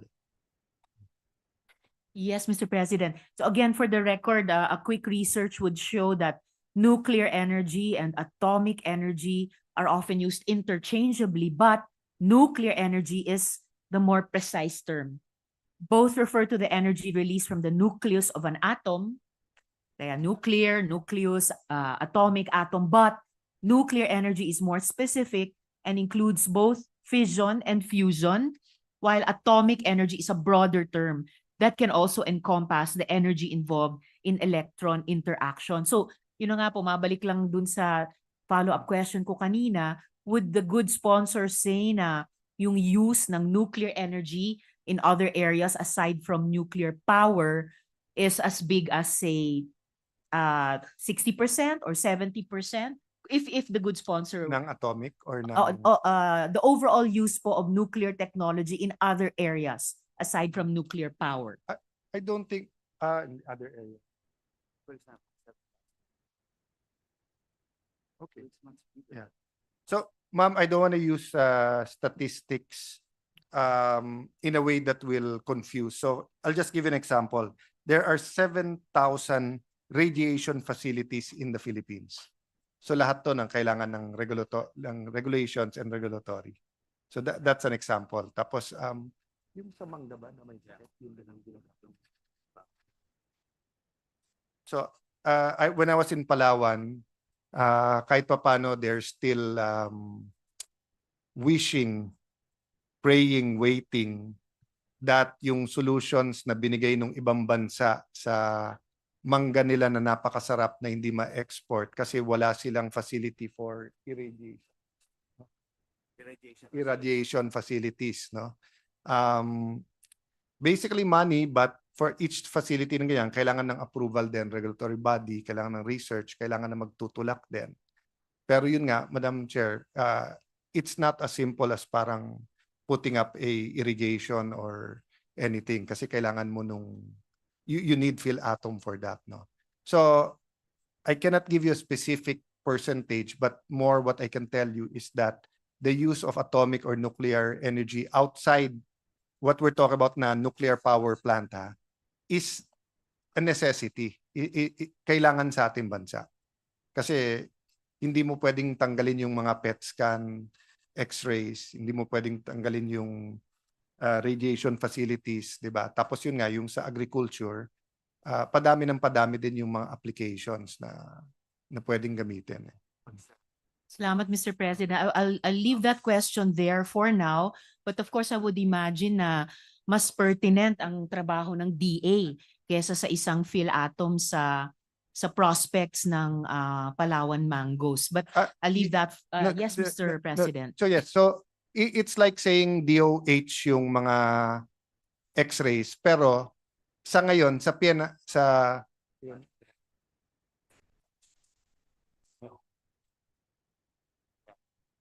pero yung presently sa yung para sa mangga sa PNRI po rin po. But ang problema nga under the worldwide standards, hindi pwedeng ikaw nagpro-promote, ikaw nagre-regulate. Meron conflict. Right now nasa DOH pa at FDA yung iba na katulad ng mga PET scans at saka mga X-ray. But sa ibang bansa, that's already under their yung local version ng IAEA nila or yung PhilAtom nila. Salamat, Mr. President. As I mentioned, I'll leave this question there for now, but I think we can discuss that further in the future or the near future, especially yung principle ng subsidiarity, no? Which agencies do what at which level given yung area of expertise nila. So for now, I'll move on to my next question, Mr. President. What are the long-term negative impacts of nuclear waste disposal? Napalagay ko isa sa pinaka-importanting issue dito sa buong area ng atomic or nuclear energy. Aside from the risks of radioactive accidents, Germany phased out their nuclear energy program partly because of the challenges of storing high-level nuclear waste. So how do we see ourselves facing these same difficulties, especially how to permanently and safely store highly radioactive nuclear waste, Mr. President? Again, Madam Chair, walang perfect way of storing or completely safe way, but it's the same problem with our present mix ngayon kasi yung renewable, hindi sila pwede ng base load eh. So babalik ka sa coal for example na wala kang problema sa storage pero may problema ka sa air pollution. But having said that, the bill is to regulate and to provide what is the world standards, the best way of disposing. The bill does not tell us to go into nuclear.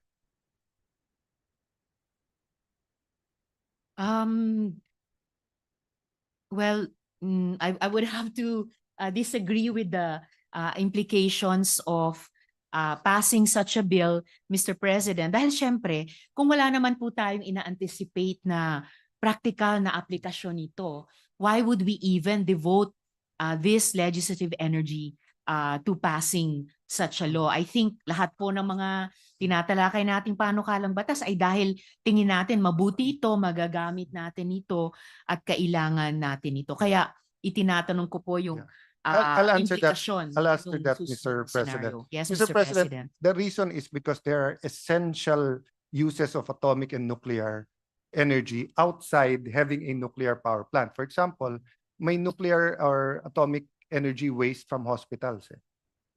So kung wala yung PhilAtom, hindi mare-regulate ito mabuti, hindi mabibigay yung tamang standard or babalik to sa PNRI na hindi pa rin tayo compliant worldwide.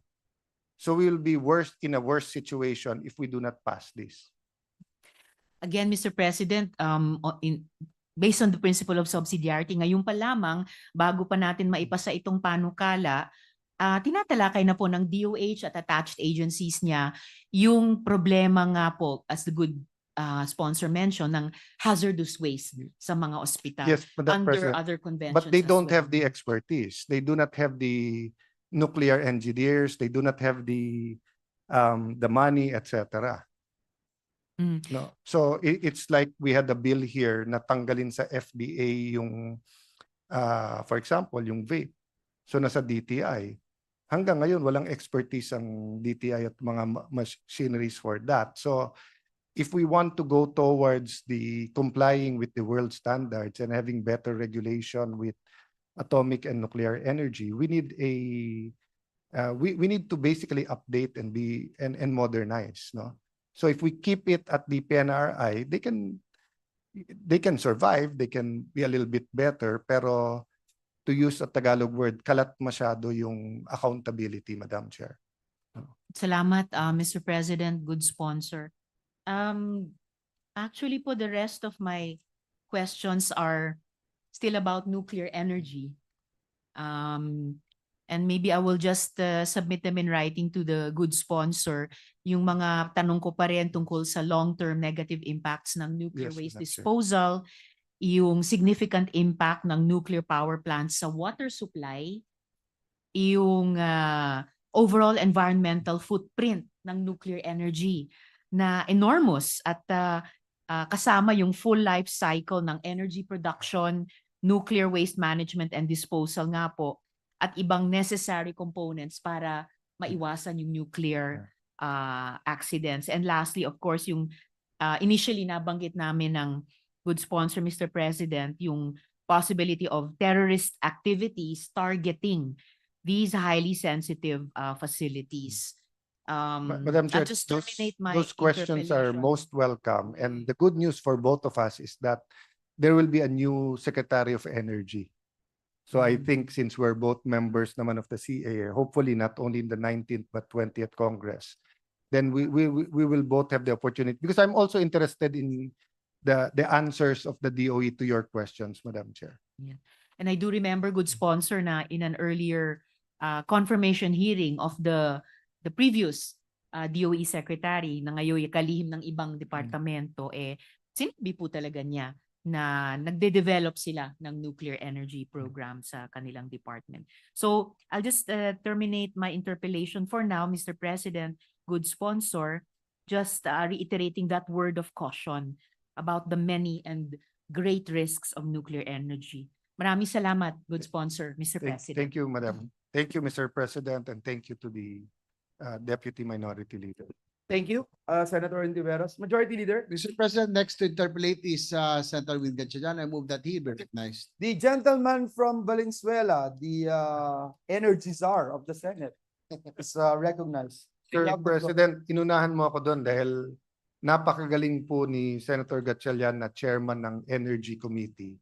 So I think mas masasagot niya yung mga tanong ni Sen. Risa about nuclear power. No, just to be honest about it.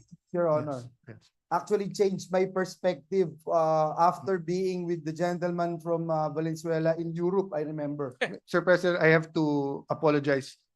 Nearsighted ako kasi nalilito tuloy ako sa iyo at saka kay Senator Gatchalian. Do you need a higher I need atomic energy. Mr. President, natuto lang ako kay Dr. Caloy Arcilia. Magkasama ho kami sa Europe when nag-uusapan namin ni nuclear power. Just a few questions, Mr. President, just to enrich the records. Mr. President, I understand from the interpellation earlier that we're setting up a regulatory body. In power, we also have ERC that regulates power, the power rates, regulates the power rates that we all pay. So for PhilAtom, Mr. President, what exactly is it regulating? Obviously, it's not going to be power rates, but it's going to regulate the physical aspect of PhilAtom. So may I be enlightened on what exactly are the aspects PhilAtom will regulate? Mr. So the short answer, there'll be an SSS, safety, security, and safeguards. Of course, the safeguards is part of the safety, but ito yung proactive. So in this case, Mr. President, safety, security, and safeguards, which segments of the I'm talking about power, Mr. President. So in terms of a nuclear power plant, which segments or which components of a nuclear power plant will be regulated in terms of safety, security, and safeguards? Mr. President, the whole thing. So from safety of operations, safety of the construction, from the planning pa lang po, no? So from day one? From day one, from the site. So isa din po yun na debate sa committee level anong role ng DNR.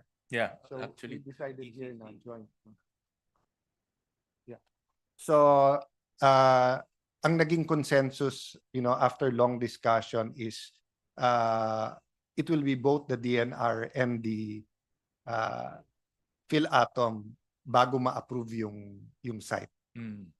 Kasi may debate nun, do we get the DNR ECC, then PhilAtom, or PhilAtom then them? But because masyadong sensitive yung sa site, diba? And in fact, I assume I don't think it will be too reckless to assume that certain LGUs will not want the any nuclear reactor to be in their area. No?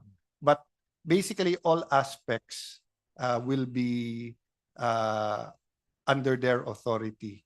Even yung importation, even the authorized persons, corporation, juridical, or who can deal with the plant, who can import materials, etc. Medyo pagdating sa nuclear energy, grabe po yung both because of safety in terms of the use and also anti-terrorism. Yeah. And it's understood that nuclear power has a lot of risk involved. So I think it's just logical and reasonable to an extent to be a highly regulated industry. So ibig sabihin, Mr. Chairman, good sponsor, sa day one pa lang, let's say siting, does it have to go to PhilAtom? For example, if I want to build in this area, does it have to get a authorization or approval from PhilAtom to build in this area? Quick answer is yes. In fact, when I was looking at the law, isang tanong ko, bakit very specific to? And it's to take away from the head and the council to make it easier to just get the permits. So if you go through, kaya humaba to, yung sections niya sa mga application, definition of terms, etc., specify na. But there are also reference to annexes and to the IAEA because nga the regulations and technology changes. Yes, it evolves. evolves. Yeah. How about waste disposal? Will it be regulated as well by Yes. PhilAtom? Yes. And then in terms of authorization on where to dispose waste, or will it be kept in their power plant? Is that also part of the regulatory Yes, function of yes, PhilAtom?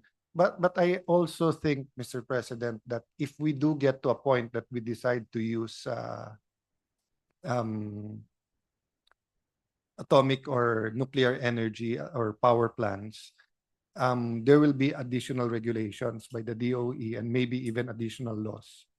So, kumbaga dito yung international standards and yung approval, authorization or disauthorization, or approval or denial of the permits. But I think if we eventually really go to to building, no, kung hindi lang modular but really using nuclear energy, I would assume that I think it's safe to believe.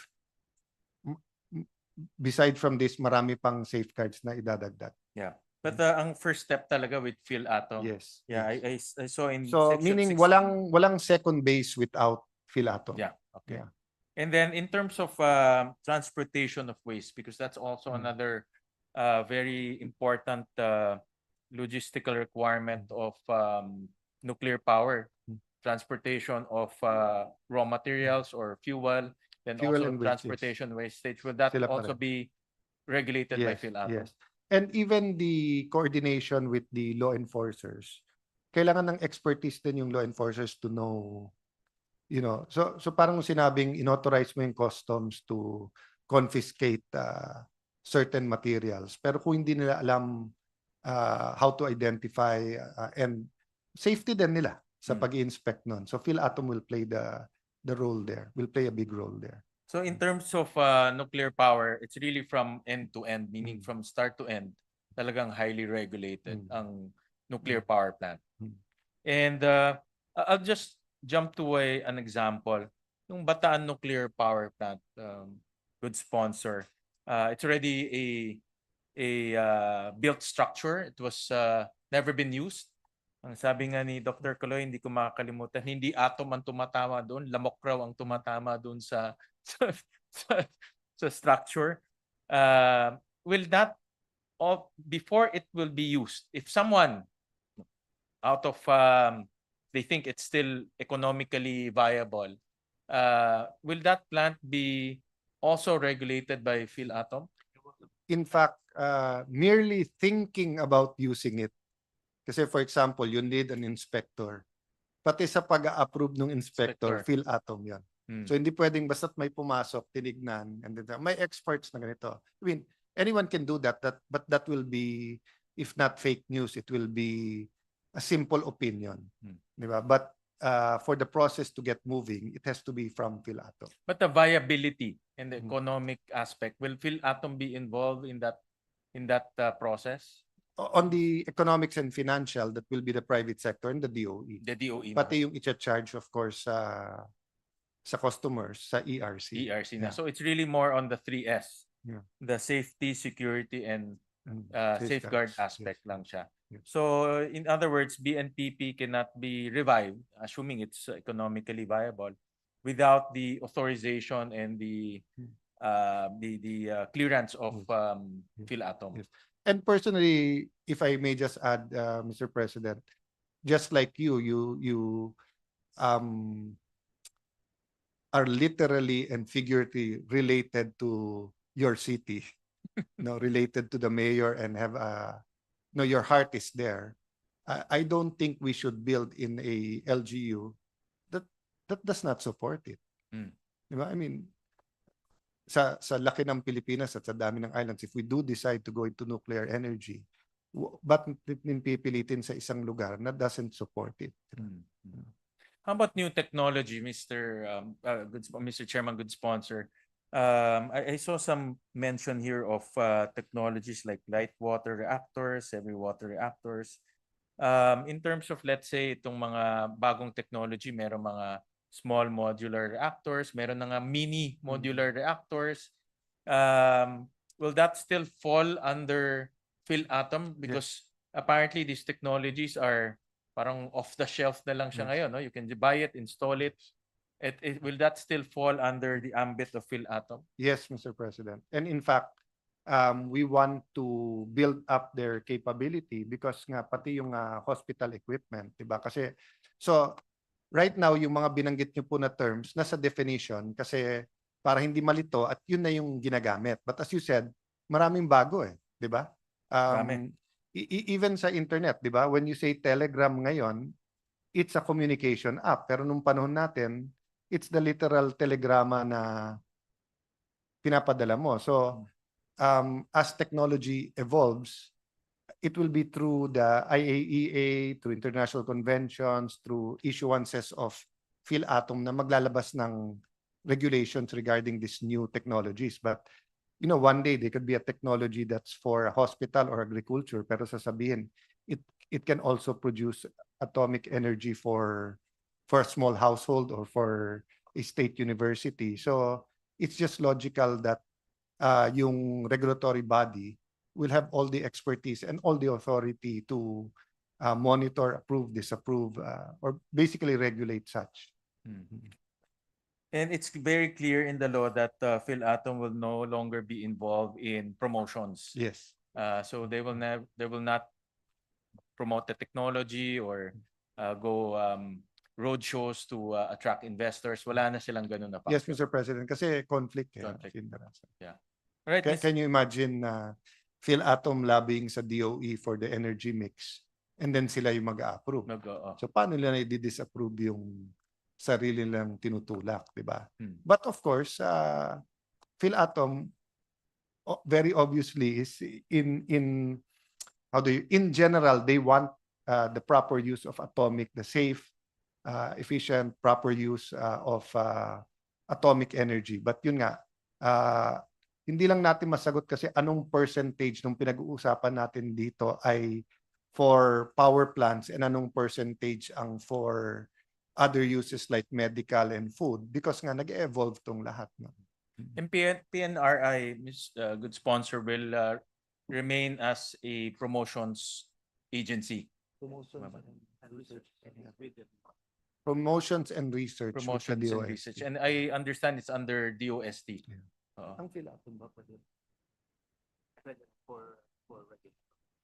So just to clarify, PhilAtom can do research for regulatory purposes. Mas comprehensive yung research ng PNRI. And PhilAtom will be directly under the Office of the President. Yes. Ganyan ang structure Yes. niya. To maintain its independence. All right. At Thank saka you. yung appeal process din, Mr. President. Diba? Kasi can you imagine if, let's say, may in-approve sila and there are NGOs who want to appeal, kung from PhilAtom, nandun ka pa sa DOST, from DOST to the Office of the President, then after that, saka pa magkukorte. I think it'll just create so much red tape. So it's better as an independent regulator and then under the Office of the Correct. President. I think most of the regulators, to give that sense of independence, they report directly to the president. ERC is designed that way. I think ERC, they- SEC. SEC is designed that way also para it will not fall on, because if you put it under a department, then you have that conflict because the department is tasked to promote, but then you have a regulatory body regulating the technology. So it's good practice to remove it outside of the department, Mr. President. Well, Mr. President, those are just my questions. So again, thank you very much for clarifying and also enriching the record. Thank you very much to the good sponsor and congratulations in advance. Thank you. Thank you. Senator Gadja. Sir President, Yes. sorry, I think I mentioned dun sa sponsorship, but the bills were filed by Senator Tol Tolentino, Senator Bong Revilla Jr., Ramon Bong Revilla Jr., and Senator Win Gatchalian also sponsored, also filed bills regarding this consolidated bill. No? So let me just give credit where credit is due. No? You, Senator Cayetano. Majority Leader.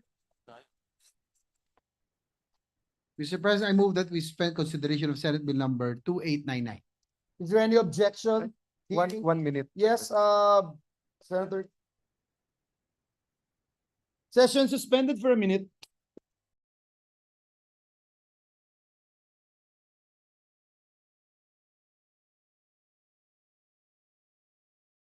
President, Yes, Senator Cayetano is recognized. there are no more senators who want to interpolate, but we will give time for the amendment. So may I move if we can close the period of What does the Majority Leader Yes, say? Mr. President, I withdraw my previous motion and I second the motion of Senator Cayetano to Is there any close the period. objection? The chair hears none. The a period of interpellations and debates are closed. Mr. President, I move that we suspend consideration of Senate Bill number 2899. Is there any objection? Hearing none. The motion of the Majority Leader is carried. Mr. President, with the consent of the body, I move that we resume consideration of House Bill numbers 10885, 11162, 11163, and 10080. These are the bills pertaining to hospitals. So move, Mr. President. Is there any objection? Hearing none, the resumption of consideration of the aforementioned bills are now in order. Majority Leader. Having sponsored the measures and there being no reservation for interpretation, I move to proceed to the period of amendments of the aforementioned House Bill. So move, Mr. President. Hearing no objection, the omnibus interpellation for all. The aforementioned, is it interpellation? Amendment. There are no more interpellation, Mr. President.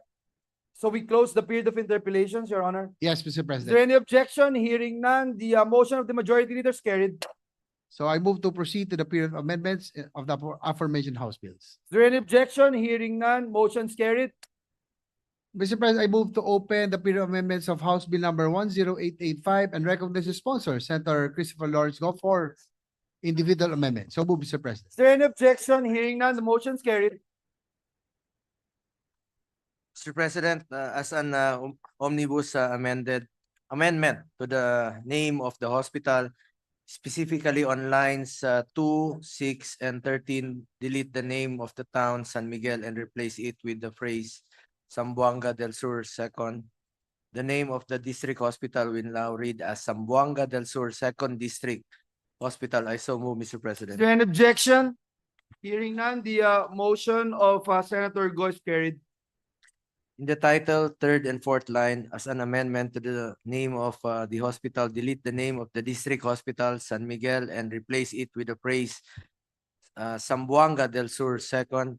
The name of the district hospital in the title will now be Zamboanga del Sur Second District Hospital. I so move, Mr. Is there President. an objection? Hearing none, motion's carried. No more individual amendments, Mr. President. Majority Leader, with no other amendment, I move to close the period of individual amendments. So Is there move, an Mr. President. objection? Hearing none, motion's carried. I move that we approve on second reading House Bill number 10885. So move, Mr. President. Is there any objection? Hearing none, the motion's carried. Congratulations. I move to open the period of amendments of House Bill number 11162 and recognize the sponsor once again, Senator Christopher Lawrence Goff, for his committee amendments. Is there any objection? Hearing none, the motion of the majority leader is carried. And we recognize the distinguished sponsor, Senator Christopher Bongo. On line 2, between the words hospital and 2, insert the phrase with a bed capacity of 200 beds. I so move, Mr. Is President. there any objection? Hearing none, motion's carried. Delete section 2 on lines 5 to 7 and renumber the succeeding sections. Accordingly, I so move, Mr. President. Is there any objection? Hearing none, motion's carried. No further committee amendments and there are no individual amendments. Thank you, Majority Leader. Mr. President, with no other amendment, I move to close the period of Is there any amendment. objection? Hearing none, motion to close the period of amendments is hereby carried. I move to approve on second reading House Bill number 11162. So move, Mr. President. Is there any objection? Hearing none, the motion of the Majority Leader to approve House Bill number 11162 is hereby carried. I move to open the period of amendments of House Bill number 11163 and recognize the sponsor, Senator Christopher Lawrence Goff, for his committee amendment. Is there any objection? Hearing none, the motion is carried. We recognize the distinguished sponsor, Senator Christopher Bongo. On line 2, between the words hospital and 2, insert the phrase with a bed capacity of 100 beds. I so move, Mr. Is President. there any objection? Hearing none, motion's carried. Delete section 2 on lines 5 to 7 and renumber the succeeding sections. Accordingly, I so move, Mr. President. Is there any objection? Hearing none, motion's carried. No further committee amendments and there are no individual amendments. Are there any other member who wishes to introduce any amendments? Majority Leader. With no other amendment, I move to close the period of committee. Is there any So move, Mr. objection? Hearing none, motion's carried. I move to approve on second reading House Bill number 11163. So move, Mr. President. Is there any objection? Hearing none, the motion of the Majority Leader to approve on second reading House Bill number 11163 is hereby carried. Congratulations. I move to open the period of amendments of House Bill number 10080 and recognize once again the sponsor, Senator Christopher Lawrence Goff, for committee amendment. So move, Is Mr. there President. any objection? Hearing none, the motion of the Majority Leader is carried. We recognize the distinguished sponsor of the measure, Senator Christopher Bongo. Mr. President, in accordance with the Rule 29, Section 82, Paragraph 2 of the Rules of the Senate, I move that we amend House Bill number 10080 by deleting the entire text after the enacting clause and replacing the same with the provisions of the proposed amendment by substitution in the attached House Bill with committee amendments under Committee Report number 580 as filed with the Legislative Bills and Index Service. Further, I also move that the text thereof be considered as read into the record. I so move, Mr. President. Is there any objection? Hearing none, motion's carried. Amend the title to read as follows: An act upgrading the Quirino Provincial Medical Center in the municipality of Cabarugis, province of Quirino, into a level 3 general hospital and appropriating funds therefore. I so move, Mr. Is President. there any objection? Hearing none, motion's carried. No further committee amendments and there are no individual amendments. Majority Leader. With no other amendment, I move to close the period of amendments. So move, Mr. President. Is there any objection? The period of amendments hereby closed. I move to approve on second reading House Bill number 10080. So move, Mr. President. Is there any objection? Hearing none, the motion of the Majority Leader to approve on second reading House Bill number 10080 is hereby adopted. I move that we suspend consideration of the aforementioned House bills. Is there any objection? Hearing none, a motion to suspend the aforementioned bills hereby carried. Meeting suspension, Mr. President. Session is suspended for a minute.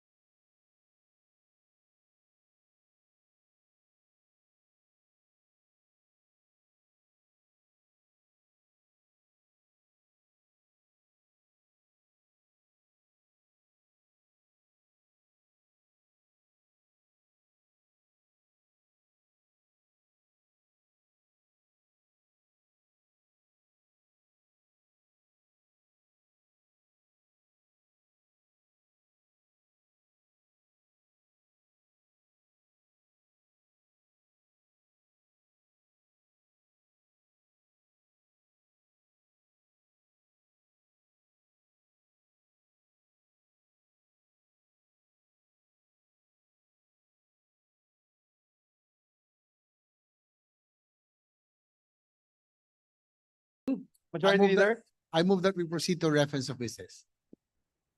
Any objection? Hearing none, motion's carried.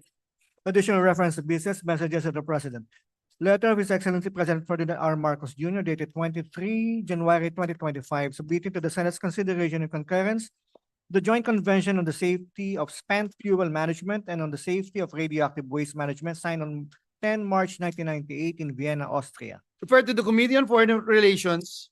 Letter dated 5 February 2025, submitting to the Senate's consideration and concurrence the Convention on Supplementary Compensation for Nuclear Damage, signed on 10 March 1998 in Vienna, Austria. Referred to the Committee on Foreign Relations. Letter dated 5 February 2025, submitting to the Senate's consideration and concurrence the Convention on Nuclear Safety, signed on 14 October 1994. Referred to the Committee on Foreign Relations. Letter dated 8 May 2025, informing Congress of its veto message regarding the enrolled Senate Bill number 2804 and House Bill number 11230, providing for a new charter of the DBP, repealing for the purpose EO number 81 as amended. Referred to the Committee on Rules. Message from the House. Letter from the House informing the Senate on 2 June 2025, it reconsidered the approval on third reading and withdrew from the Senate House number 11358, an act providing for a comprehensive fiscal autonomy for the judiciary, creating for the purpose the Judiciary Trust Fund. Referred to the Committees on Justice and Human Rights and Finance. Bill on first reading, Senate number 3002, an act amending sections 8, 144, and 225, and adding a new section 263B and 263C of the NIRC of 1997 as amended for other purposes. Senator Gatchalian. Referred to the Committee on Ways and Means. Majority Leader. Session suspended for a minute.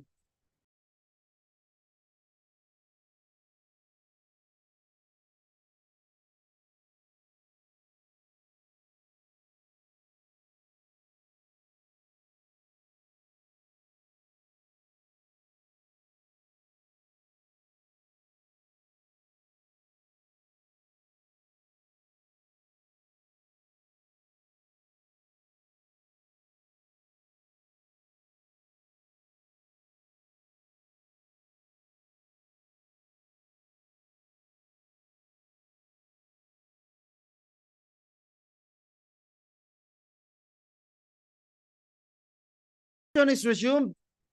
Mr. President, I move to consider and adopt proposed Senate Resolution number 1358, resolution honoring former Senator Ramon Banson Magsaysay Jr. for his exemplary and lifelong service and contribution to the nation and to the Filipino people. Hearing no objection, the resolution is hereby adopted. And I suppose all members of the Senate would want to be made co-author of this measure. Thank you. Mr. President, I move to consider adopt proposed Senate Resolution number 1357, resolution congratulating and commending the Philippine Men's National Under-17 Basketball Team, Gilas Filipinas Youth, for winning the gold medal in the 2025 Southeast Asia Basketball Association Under-16 Cup. Before the chair rules and dispose the motion of the majority leader, may I just place on record that I personally witnessed the amazing performance of our under-16 Batang Gilas.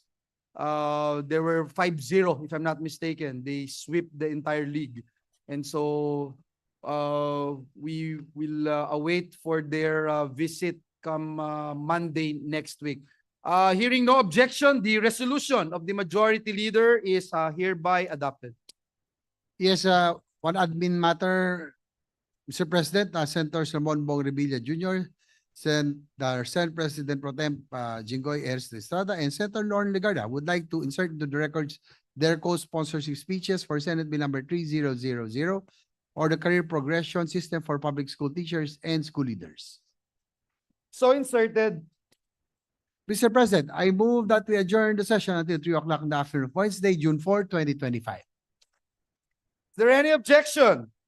Hearing none, the session is adjourned until 3 o'clock in the afternoon of Wednesday, June 4, 2025.